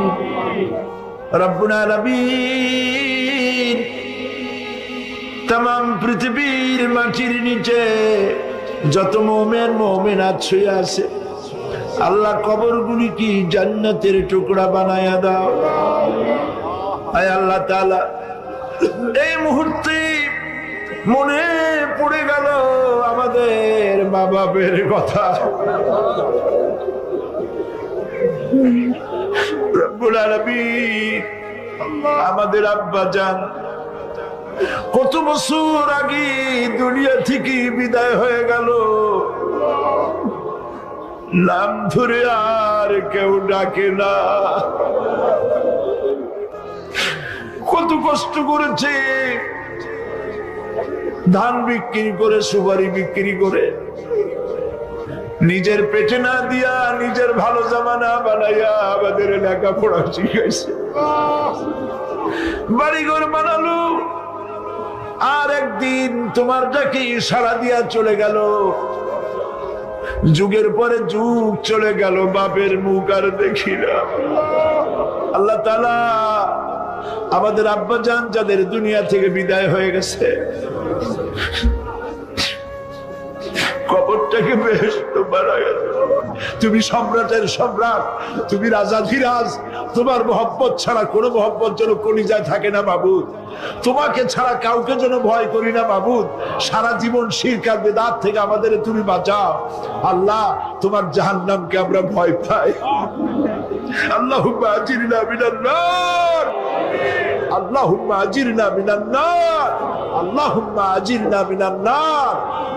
ربنا تقبل منا إنك أنت السميع العليم وتب علينا إنك أنت التواب الرحيم سبحان ربك رب العزة عما يصفون وسلام على المرسلين والحمد لله رب العالمين واجعل آخر كلامنا عند الموت لا إله إلا الله মুহাম্মাদুর রাসূলুল্লাহ। কিয়ামতের দিন আল্লাহ পাক তোমাদের সাথে কি ব্যবহার করবেন? এই আয়াত নাযিল হওয়ার পর আল্লাহর হাবিব তার মেয়েকে ডাকলেন, জামাইকে ডাকলেন, নাতিদেরকে ডাকলেন, আহলে বাইতদেরকে ডাকলেন, আর বললেন, ও আমার মেয়ে কলিজার টুকরা ফাতেমা গো, শোনো, কেবলমাত্র আয়াত নাযিল হয়ে গেল, আল্লাহ পাক আমাকে শুনাইছেন কিয়ামতের দিন আমি জানি না আমার সঙ্গে কি ব্যবহার করা হবে, আর এও জানি না যে তোমাদের সাথে কি ব্যবহার করা হবে। ও আমার কলিজার টুকরা মেয়ে ফাতেমা, কিয়ামতের দিন মুহাম্মদ সাল্লাল্লাহু আলাইহি সাল্লামের মেয়ে এই হিসাবে তোমার নাজাতের ফয়সালা হবে না। ও আমার কলিজার টুকরা নাতি হাসান আর হোসেন, কিয়ামতের দিন মুহাম্মদ সাল্লাল্লাহু আলাইহি সাল্লামের নাতি হিসাবে ফয়সালা হবে না। ও আমার জামাই হযরতে আলী, কিয়ামতের দিন আমার জামাই হিসাবে নাজাতের ফয়সালা হবে না। আমল যদি ভালো হয় ফয়সালা ভালো হবে, জান্নাতে চলে যাবে। আমল যদি খারাপ হয় কার নাতি কার জামাই দেখা হবে না। সুবহানাল্লাহ। কঠিন কিয়ামতের মাঠ। এই পরকালের বিশ্বাস যদি কলিজার মধ্যে ঢোকে মানুষ ভালো হয়ে যাবে। কোন সুবহানাল্লাহ। আপনাদের দৃষ্টিতে পারবে কথার জবাব যে দিলেন না। পুলিশে কি মানুষের চরিত্র ভালো বানাইতে পারবে? পুলিশের চরিত্র ভালো বানাবে কেনা, সেটাই তো কথা। মানুষের চরিত্র যাতে ভালো থাকে, মানুষের জন্য খারাপ কাম না করে, সেজন্য পুলিশ। পুলিশ যাতে খারাপ কাম না করে সেজন্য আরো একটা ডিপার্টমেন্ট আছে না, তারা যাতে খারাপ কাজ না করে সেজন্য আর একটা আছে। এন্টি করাপশনের আবার এন্টি করাপশন আছে, তার উপর আবার এন্টি করাপশন আছে। এন্টিটার অভাব নাই। সুতরাং পুলিশ দিয়া, বিডিআর দিয়া, আর্মি দিয়া মানুষের, দেশের, জাতির চরিত্র ভালো বানানো যায় না। রাসূলুল্লাহ এ দিয়ে বানান না, এটা ইসলামের নিয়ম নয়। পুলিশ দিয়া, আর্মি দিয়া দেশের মানুষের চরিত্র ভালো বানানো যায় না। চরিত্র ভালো বানানো যায় কেবলমাত্র পরকালের ভয় দিয়া। কি কিসের ভয় দিয়া? ওই যে মক্কার জীবনে ওই সমস্ত মানুষগুলি যারা চুরি করত, ডাকাতি করত, জেনা করত, বদমাশি করত, যারা শয়তানি করত, যারা মানুষকে খুন করত, এই মানুষগুলি এত ভালো হয়ে গেল। যারা চুরি ছেড়ে দিল, ডাকাতি ছেড়ে দিল, জেনা ব্যভিচার ছেড়ে দিল, এত ভালো হয়ে গেল। পৃথিবীর মধ্যে সেরা মানুষ তারা হয়ে গেলেন। জোরে বলেন সুবহানাল্লাহ। নবীর সাহাবীরা পৃথিবীর শ্রেষ্ঠ সন্তান, নবীর সাহাবীরা পৃথিবীর সেরা মানুষ, তাদের চাইতে সেরা মানুষ নবীদের পরে আর কেউ হতে পারে না। জোরে কোন সুবহানাল্লাহ।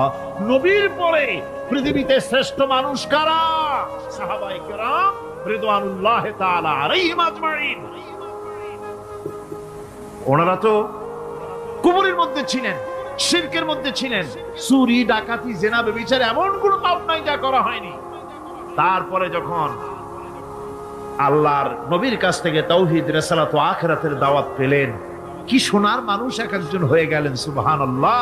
যারা ছিলেন নারীর সতীত্বের জম, তারা হয়ে গেলেন নারীর সতীত্বের পাহারাদার।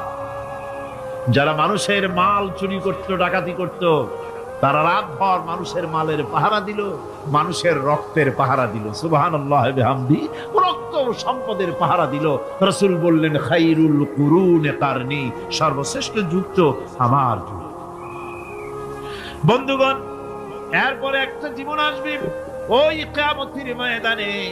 এই পরকালের বিশ্বাসটা গুরুত্বপূর্ণ ব্যাপার। আমাদের সব কিছুর হিসাব দেওয়া লাগবে।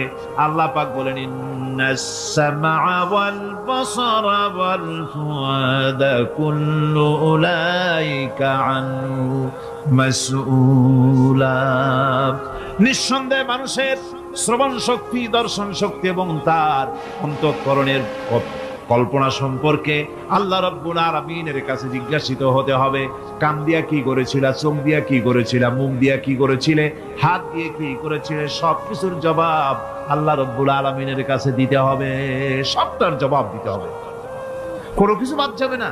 এমনকি মনের ভিতরে যে কল্পনা আমরা করি, এই কল্পনার হিসাব আল্লাহর দরবারে দিতে হবে। কোরআনে কারীম বলছেন, ওয়া ইন তুবদু মা ফি আনফুসিকুম আও তুখফুহু ইউহাসিবকুম বিহিল্লাহ। মনের ভিতরে তুমি যেটা কল্পনা করো সেটা প্রকাশ করো অথবা তুমি গোপন রাখো, যাই তুমি করো না কেন আল্লাহ রাব্বুল আলামিন এর হিসাব তোমার কাছে নেবেন। ফায়াগফিরু লিমান ইয়াশাউ ওয়া ইউআযযিবু মান ইয়াশাউ ওয়াল্লাহু আলা কুল্লি শাইইন কাদির। মহান আল্লাহ পাক বলেন, করার পর তোমার মনের ভিতরে কি কল্পনা করেছিলে ওইটার হিসাব আমি নেব। হিসাব নেওয়ার পর যারে খুশি ক্ষমা করে দেব, যাকে খুশি শাস্তি প্রদান করব। সবকিছুর উপরে আল্লাহ রাব্বুল আলামিন শক্তিমান, সব কিছু করতে পারেন, সমস্ত কুদরত রয়েছে তার। সুতরাং মানুষদেরকে, আল্লাহর বান্দাদেরকে বিশ্বাস করতে হবে যে আমার কোনো কথা বাদ যাবে না। কথাগুলি রেকর্ড হচ্ছে, কথা রেকর্ড হচ্ছে। আমি যে ওয়াজ করতেছি এই কথাগুলি রেকর্ড হচ্ছে নাকি হচ্ছে না? অনেক টেপ রেকর্ডার রেকর্ড হচ্ছে, অডিও ভিডিও হচ্ছে। আজ থেকে 50 বছর পর যদি এই রেকর্ড বাজানো হয়, আমাকে যদি বলা হয় যে আপনি অমুক জায়গায় অমুক কথা বলেছেন, আমি যদি বলি না আমি কথা বলি নাই, তারপরে যদি রেকর্ড বাজানো হয়, তাহলে আমি কথা যে বলি নাই যদি বলি, তাহলে এটা ধরা পড়বে না? সেখানে ধরা পড়বে না? তাহলে এই মানুষের কথা প্লাস্টিকের ফিতায় রেকর্ড করে 50 বছর, 100 বছর, 200 বছর, 500 বছর যদি প্লাস্টিকের ফিতায় এটাকে চলচ্চিত্র করে অথবা টেপ রেকর্ডারে করে যদি ধরে রাখা যায়, এই বুদ্ধিটা কে দিলেন কন্ত দেখি? সবাই কন্যা বুদ্ধিটা দিলেন কে? যে আল্লাহ রাব্বুল আলামিন মানুষের মাথায় বুদ্ধি দিলেন, যার দ্বারা সে মানুষের কথাবার্তা অ্যাক্টিভিটি সব ধরে রাখতে পারে। সে আল্লাহ রাব্বুল আলামিন বুঝি আপনার আমার কথা এবং আপনার আমার অ্যাক্টিভিটিসকে তিনি বুঝি ধরে রাখতে পারবেন না কিয়ামত পর্যন্ত? পারবেন কিনা? সেজন্য রাব্বুল আলামিন বলেন, মা ইয়ালফিযু মিন কাওলিন ইল্লা লাদাইহি রাকীবুন আতীদ। সমস্ত কথা রেকর্ড হচ্ছে। সুবহানাল্লাহ কোন জোরে! সমস্ত কথা রেকর্ড হচ্ছে, একটা কথাও বাদ যাবে না। মুখ আছে বলেই কথা বলবেন তা না, হিসাব করে কথা বলতে হবে। গীবত গাওয়া যাবে না, মিথ্যা কথা বলা যাবে না, মিথ্যা ওয়াদা করা যাবে না। মিথ্যা ওয়াদার তো মৌসুম এসে গেছে। কি কোন বোঝেন কথা? হ্যাঁ, মিথ্যা ওয়াদার মৌসুম এসে গেছে। এখন মৌসুমে বাহার, মিথ্যা বলার। কত সুন্দর সুন্দর ওয়াদা, সোনা দিয়া রাস্তা বানায় দেবো। অভুক্ত মানুষদের বলা হয় না খাইয়ে মরবেন না, কিন্তু কি খাইয়ে মরবে তাও কয়। আমরা যদি যাইতে পারি তাহলে মটকির মতো রসগোল্লা বানাই, গরুর গাড়ির চাকার মতো জিলাপি বানাই, খাইতে গিয়ে হা করে চিত হয়ে থাকে। কত রঙিন রঙিন কথা। মিথ্যা ওয়াদার সময় এসেছে। ভাইরা আমার, পরকাল যদি বিশ্বাস করে সেই ব্যক্তি কিছুতেই মুখ আছে বলেই যা খুশি বলবে না, পরনিন্দা করবে না, পরচর্চা করবে না, হাত আছে বলেই যা তা লিখবে না। ঘটনা হইল একটা, লিখলো আর একটা। কলম একটা আছে বলেই যা খুশি তা লেখা যায় না, মুখ আছে বলেই যা খুশি তা বলা যায় না, চোখ আছে বলেই যা খুশি তা দেখা যায় না। গরু খাওয়া জায়েজ করা হয়েছে বলে গরুর লেজ থেকে মাথা পর্যন্ত পাইকারি দরে সব খাওয়া যায় না। গরু খাওয়া হারাম না হালাল? হালাল। পাইকারি দরে লেজ থেকে মাথা পর্যন্ত সব খাওয়া হালাল না। ওর মধ্যে আল্লাহ কিছু হারাম রেখে দিছে, সেগুলোকে বাইসে খাইতে হবে। আল্লাহ দেখতে চান পাইকারি দরে জমের খাওয়া খাও না আমার হারাম গুলি বাদ দিয়ে খাও, নিষেধ করা গুলি বাদ দিয়ে খাও। মুখ আছে বলেই যা খুশি তা বলা যাবে না, কান আছে বলেই যা খুশি তা শোনা যাবে না, চোখ আছে বলেই যা খুশি তা দেখা যাবে না, হাত পা আছে বলেই যা খুশি তা করা যাবে না। সবটার পেছনে আল্লাহ রাব্বুল আলামিনকে ভয় করা লাগবে। মহান আল্লাহ রাব্বুল আলামিন বলে, বান্দারে তোমার সমস্ত কার্যাবলী এমনকি তোমার চাহনিটা পর্যন্ত কার দিকে কি নিয়তে তাকাইছো, কেউ জানে না, আমি আল্লাহ রব্বুল আলামিন জানি। وَيَعْلَمُ خَائِنَةَ الْأَعْيُنِ وَمَا تُخْفِي الصُّدُورُ। তোমার অন্তঃকরণ কি জিনিস গোপন করে, আর তোমার চক্ষু কি লুকোচুরি খেলে, আমি টের পাই। সুবহানাল্লাহ বিহামদি। চশমার ফাঁক দিয়া কি দেখো, কারে দেখো, কি নজরে দেখো, সানগ্লাস পরিয়া, কেউ ঠিক পায় না, আমি ঠিক পাই। সুবহানাল্লাহ, জোরে কোন সুবহানাল্লাহ। সুতরাং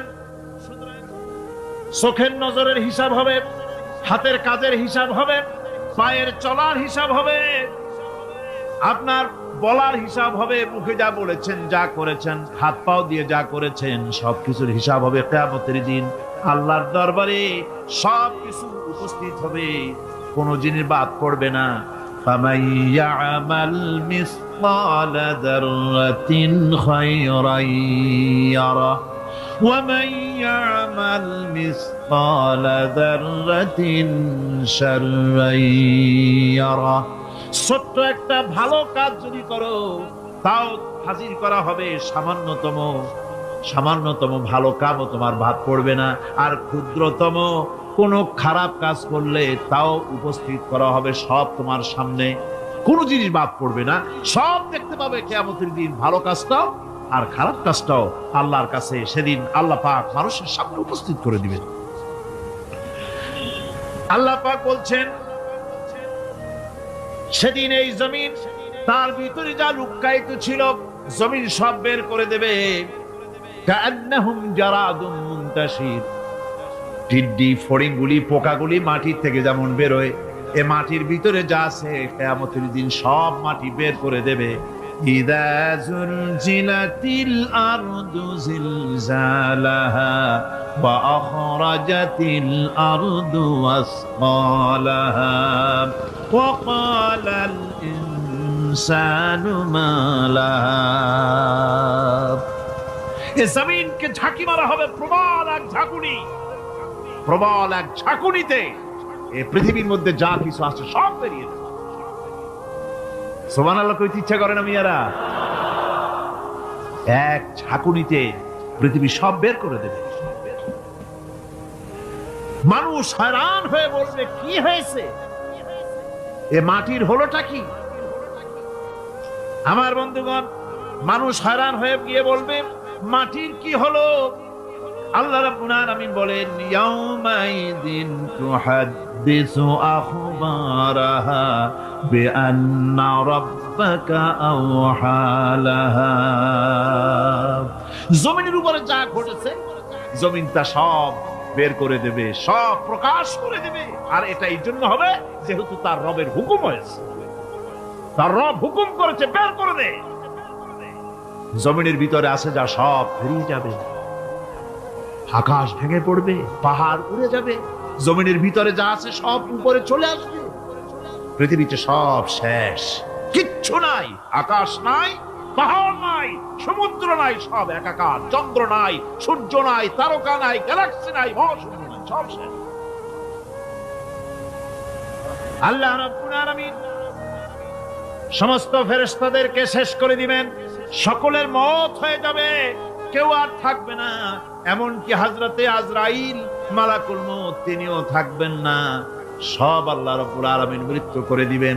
এরপরে আল্লাহ রাব্বুল আলামিন একা তিনি বলবেন, ইয়া দুনিয়া, ইয়া দুনিয়া আইনা আনহারুকি, এ পৃথিবী তোর সেই সমুদ্রগুলো কোথায়, নদীগুলি কোথায়? ইয়া দুনিয়া আইনা আশজারুকি, হে দুনিয়া তোমার গাছগুলি কোথায়? এত বন বনানি, এত গাছ ছিল।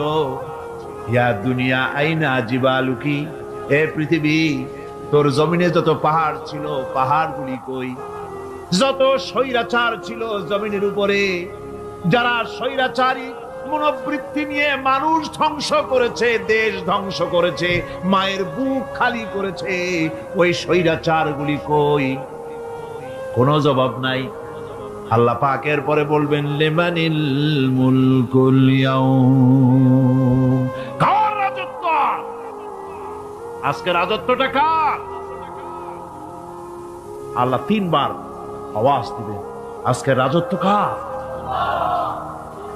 আল্লাহ পাক যখন 3 বার করে ডাক দিবেন, কোনো জবাব নাই, কোনো জবাব নাই। কে জবাব দেবে? আল্লাহ রাব্বুল আলামিনের সামনে কার ক্ষমতা আছে কথা বলার? কেউ তো নাই, সব শেষ। আল্লাহ পাক বলবেন লিল্লাহিল ওয়াহিদুল কাহ্হার, একমাত্র পরাক্রমশালী আল্লাহ রাব্বুল আলামিনের রাজত্ব। সেই হাসরের মাঠে আমাদের সকলকে উপস্থিত হয়ে যেতে হবে। কেউ আমরা এখান থেকে বাঁচতে পারবো না, সবাইকে উঠতে হবে। অপরাধীরা সেখানে অসহায় হয়ে যাবে, অপরাধীরা অসহায় হয়ে যাবে।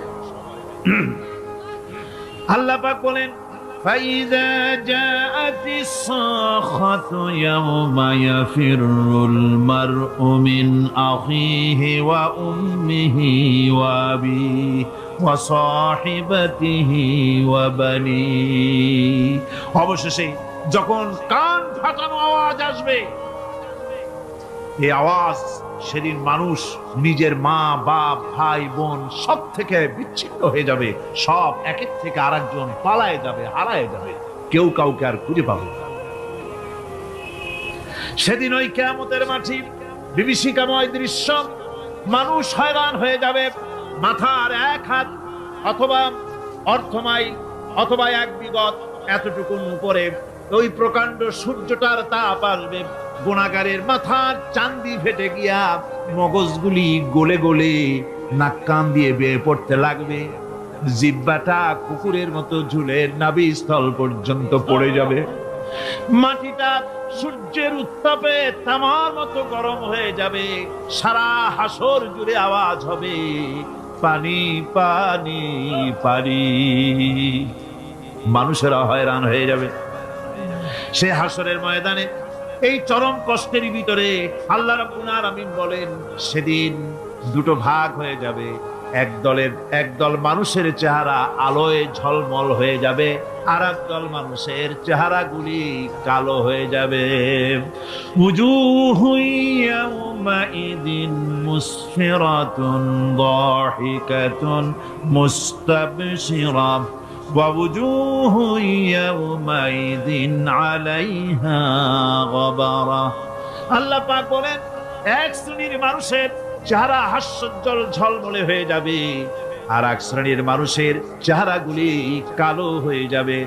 তারহাকুহা কাতারা উলাইকা হুমুল কাফারাতুল ফাজারা। একজন যুবককে সাপে কেটেছে। এখন সেই যুবকটা কবিরাজের কাছে আসছে, এসে বলছে স্যার আমাকে সাপে দংশন করেছে। এখন তখন তো কোনো মেশিন ছিল না যে কোন সাপ কি বিষ চেক করবে কেমনে। তো ওঝা এটাকে বোঝার জন্য, কেমনে বোঝায় এটা আপনাকে, আচ্ছা আমি টুপিটাই নিলাম, যান একটা বাটি নিতেন, বাটিতে মরিচ বাটতেন, লবণ বাটতেন, মরিচ এক পাশে লবণ এক পাশে, বলতো এই এদিকে আসো, বলো তোমার জিহ্বাটা বের করো, জিহ্বাটা বের করতো, লবণটা দিত, মরিচটা দিত তার জিহ্বার উপরে, বলতো হাউ ইট টেস্ট, এটা সাপ কেমন আমাকে বলো। তো সাপে দংশিত যুবক বা মুরব্বী যদি বলতো যে স্যার আমার কাছে সাপটা কেমন যেন ঝালটা মরিচটা পাইনসা পাইনসা লাগে, তখন ওঝা বুঝে ফেলতেন যে এটা কোনো নরমাল সাপ নয়, ধরা সাপ নয়, এটা বিষাক্ত সাপের ছোবল লেগেছে। কেমনে বুঝতো? কারণ সাপ যখন তার বিষ দিয়ে দংশন করে মানুষের দেহের প্রথম ক্ষতি কি হয়? জিহ্বার স্বাদ মরে যায়। তখন ঝালও পানসা মনে হয়, মিষ্টিও পানসা লাগে, কোনো কিছু স্বাদ তার বুঝে আসে না। এক্স্যাক্টলি মানুষের জীবনের সবচাইতে বিষাক্ত সাপের নাম হচ্ছে শয়তান, আর তার বিষের নাম হচ্ছে ওয়াসওয়াসা। মানুষ যখন শয়তানের ওয়াসওয়াসায় পড়ে যায়, সাপে কাটলে যেমন জিহ্বার স্বাদ মরে যায়, শয়তানের ওয়াসওয়াসায় পড়লে ঈমানের স্বাদ মরে যায়। তখন কি হয়? বোরকা পড়তেও ভালো লাগে, পার্টি গিয়ে প্রেম করতেও ভালো লাগে। তখন কি হয়? তখন দাড়ি রাখতেও ভালো লাগে, জুব্বা পড়তেও ভালো লাগে, মসজিদের সভাপতি হতেও ভালো লাগে, সুদের ব্যবসা করতেও ভালো লাগে। অসুস্থ আত্মা, তখন ভালো কোনটা খারাপ কোনটা আর বুঝে আসে না। কথা বোঝেন নাই মনে হয় আপনারা। আমি আবরারুল হক আসিফ, আমার যদি ওয়াজ করতেও ভালো লাগে, আবার যদি আমার সুদ খাইতেও ভালো লাগে, ঘুষ খাইতেও ভালো লাগে, আমাকে বুঝতে হবে আমার আত্মা সুস্থ আত্মা নয়, আমার আত্মা অসুস্থ আত্মা। ঠিক কিনা বলে? আচ্ছা, এটা হচ্ছে অসুস্থ আত্মা। আর থার্ডটা খুবই ডেঞ্জারাস। এটা বলতে গেলে আমার নিজের মধ্যেই কম্পন তৈরি হয়ে যায়, আমি আপনাকে কি বলবো। কারণ এটা আসলে আমি আসিফের কথা হলে আপনি ভয় পেতেন না যে আসিফ হুজুর বলছে, এটা মিথ্যাও হতে পারে, not a big deal, let's take it out, বাদ এটা। কিন্তু আমার কথা না, যে এটা তো আল্লাহর কথা, এটা তো আমার কথা না, এটা আল্লাহর কথা। আল্লাহ বলছে যাদের হৃদয় মরে গেছে, অসুস্থ নয়, মৃত আত্মা, এরা কারা? আল্লাহ বলছেন উলাইকা কাল আনআম। এতটুকুই শেষ নয়, বাল হুম আদাল। আল্লাহ বলছে এরা কুকুরের চাইতে খারাপ। আপনি আমি কুকুরের চাইতে খারাপ, আল্লাহ বলছে। আচ্ছা বলেন এবার, এই পৃথিবীতে সবচেয়ে সৃষ্টির সেরা জীব কারা? আমি শুনি না, বলেন সবাই কারা? আমরা হলাম আশরাফুল মাখলুকাত, বেস্ট অফ দ্য বেস্ট। সেরা হচ্ছে মানুষ। আবার এই মানুষকেই আল্লাহ তাআলা বললেন তোমরা কুকুরের চাইতে খারাপ। এই ব্যাখ্যাটা আমার তাফসীরটা প্রথমে বুঝে আসে নাই। তো আমি সেই দিন ঢাকায় যাচ্ছিলাম, আমার ঢাকায় একটা কাজ ছিল জরুরি। তো আমি এমনি গাড়িতে শুয়েছিলাম, এমনি হেলান দিয়ে বসে আছি, ইউটিউবে ঢুকলাম যে দেখি ইউটিউবে কি পাওয়া যায়। হঠাৎ করে আমার সামনে একটা ওয়াজ আসলো, লেখা ছিল ময়মনসিংহের মাটিতে সাইদি হুজুরের তাফসীর। ভাবলাম যে কি করব, বসে বসে সাইদি সাহেবের তাফসীরটা শুনি। তো তিনি এই আয়াতের একটা চমৎকার ব্যাখ্যা দিলেন, আমি জাস্ট আয়াতের ব্যাখ্যাটা কোট করছি। উনি বললেন দেখেন তো, এখন বাজে রাত 11:30, মনে করেন আমি 10:30-এ ওয়াজ শুরু করেছি। তো যখন 12টা বাজবে আপনি বাসায় যাবেন, এই যে আপনাদের গলিগুলো আছে, এই রাস্তায় কিছু কুকুর থাকে না? কথা বলে, কিছু কুকুর থাকে না? একা গেলে বুঝবেন যে বাস কারে কয়। আমি দেখেছি একা থাকলে কুকুরদের ভাবই বেড়ে যায় আলাদা, এমন একটা ভাব মানে খেয়েই ফেলবে আমাকে। ঠিক কিনা বলেন? তো দেখেন আমার দুই হাত, দেখেন আমার এটা হচ্ছে লাইট, এই যে রড বাল্ব দেওয়া আছে লাইট, আর আমি আছি এখান থেকে আরো 10 হাত পেছনে। ভাই আমার কথা একটু বুঝে শোনেন, আপনাকে ঠিক বেঠিক বলতে হবে না, আপনি আমার কথা বোঝেন। I think that is most important, এটা বুঝলেই হবে। এটা হচ্ছে লাইট, আমার চেহারা এখন দেখা যায়। আমি যদি 10 হাত পেছনে অন্ধকারে চলে যাই, আমার চেহারা কি দেখা যাবে? রাত বাজে 1টা, আমি আসিফের একটা কুত্তা আছে, কুকুর আছে, তার নাম হচ্ছে টমি। তার নাম কি? খুব বুঝবেন। তা আমি 10 হাত দূরে আছি, রাত বাজে 1টা, আমার বাড়ি হচ্ছে গেট এখানে। তো টমি দেখছে যে someone is coming from outside, রাত বাজে 1টা, কেউ মনে হয় দূর থেকে বাসার দিকে আসছে। টমি ভাববে হয়তো চোর আসছে, খেও খেও খেও খেও খেও শুরু করে দিবে। আমি কিন্তু মালিক, সে ভেবেছে চোর, কেন অন্ধকার। বাট আমি যখন আসি আস্তে আস্তে হাঁটতে হাঁটতে হাঁটতে লাইটের নিচে আসবো, আমার চেহারা ক্লিন হয়ে যাবে, দেখা যাবে। দেখবেন খেয়াল করে, কুকুর মালিককে দেখার পরে সাউন্ডটা ডাউন হয়ে যায়, আর সামনে এসে সে তার মাথাকে ঝুঁকিয়ে মালিকের পায়ের কাছে নত করে সে তার ভাষায় বলে I am extremely sorry sir, আমি আপনাকে আসলে প্রথমে চিনতে পারি নাই। কথা ঠিক আছে কিনা বলে? এবার বলেন, এই যে কুকুরটা এত নত, এতটা আনুগত্যশীল কেন? আপনি জাস্ট তাকে একটা পাউরুটি দিয়েছেন, অথবা পানি দিয়েছেন, অথবা কখনো সে খুব ক্লান্ত ছিল, একটা আপনি শীতকালে একটা বস্তা দিয়েছেন, এতটুকুই তো। আপনি তো কুকুরকে BMW দেন নাই, আপনি তো কুকুরের বিয়ে দেন নাই, ওকে তো বাড়ির ভেতরে এসতে জায়গা দেন না, জাস্ট একটা পাউরুটির জন্য। একটা পাউরুটি দিবেন, নদীতে লাফ দিবেন, দেখবেন কুকুর একটা পাউরুটির জন্য এত কৃতজ্ঞ হয়ে যায়, মালিক নদীতে ঝাঁপ দিলে কুকুর নদীতে ঝাঁপ দিতে বাধ্য হয়ে যায়। যুবক ভাই, ঠিক কিনা বলো? আল্লাহ বলছেন ইস রে, একটা কুকুর সামান্য একটা টুকরা পাউরুটি পেয়ে মালিককে কি চিনা চিনলো, পিছাই ছাড়লো না। আর তোকে আমি আল্লাহ নাক দিলাম, চোখ দিলাম, কান দিলাম, ঠোঁট দিলাম, অক্সিজেন দিলাম, শ্বাস দিলাম, বউ দিলাম, বাচ্চা দিলাম, সম্মান দিলাম, টাকা দিলাম, বাড়ি দিলাম, গাড়ি দিলাম, সব আমি দিলাম।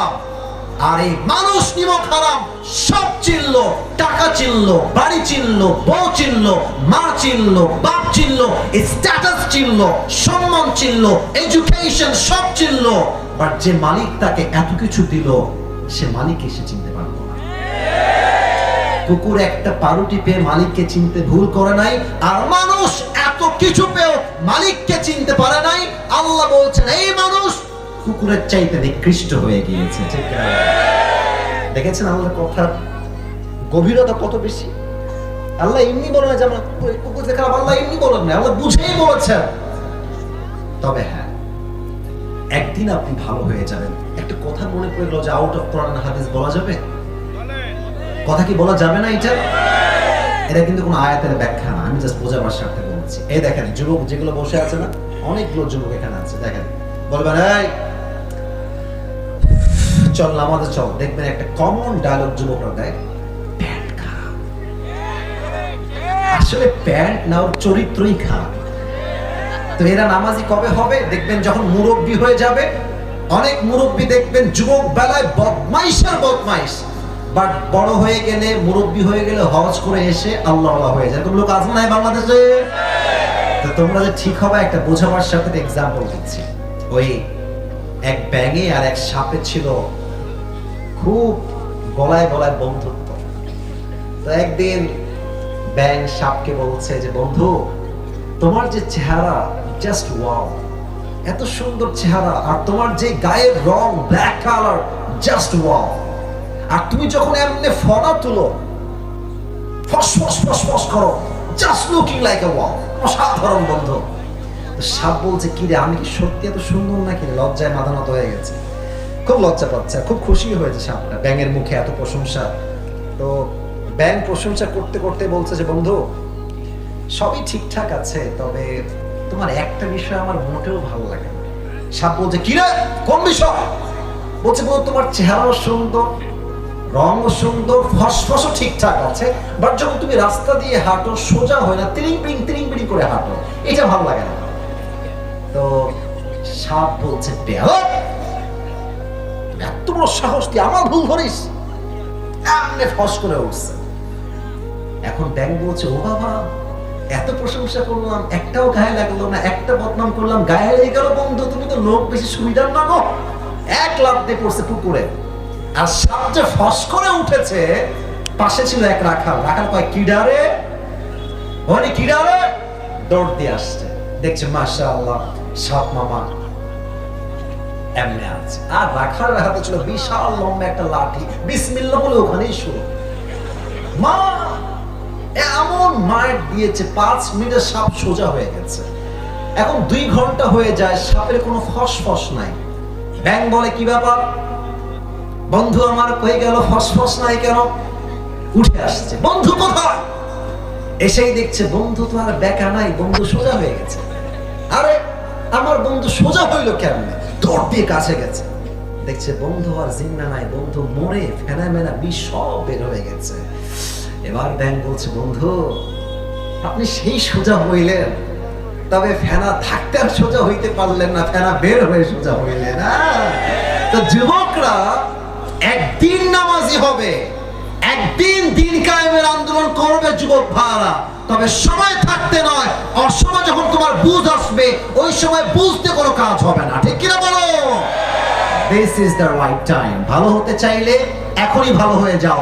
যুবক বয়সে যে ভালো, সে আল্লাহর সবচেয়ে কাছের প্রিয় বান্দা হয়ে যায়। সুবহানাল্লাহ। তাহলে 1 নাম্বার, সবাই ডান হাতটা এখানে দেন, সবাই দাঁড়ায় থাকা ভাইরাও দেন। 1 নাম্বার আমলটাকে মুখস্থ করেন। 1 নাম্বার আমল আমি জাস্ট জিজ্ঞেস করবো, আপনারা এক শব্দে উত্তর দিবেন। 1 নাম্বার আমল, কিসের শুদ্ধি লাগবে? আত্মা। বলেন সবাই, কিসের শুদ্ধি লাগবে? 1 নাম্বার কি কথা বোঝা গেছে নাকি যায় নাই? এবার হাত নামা।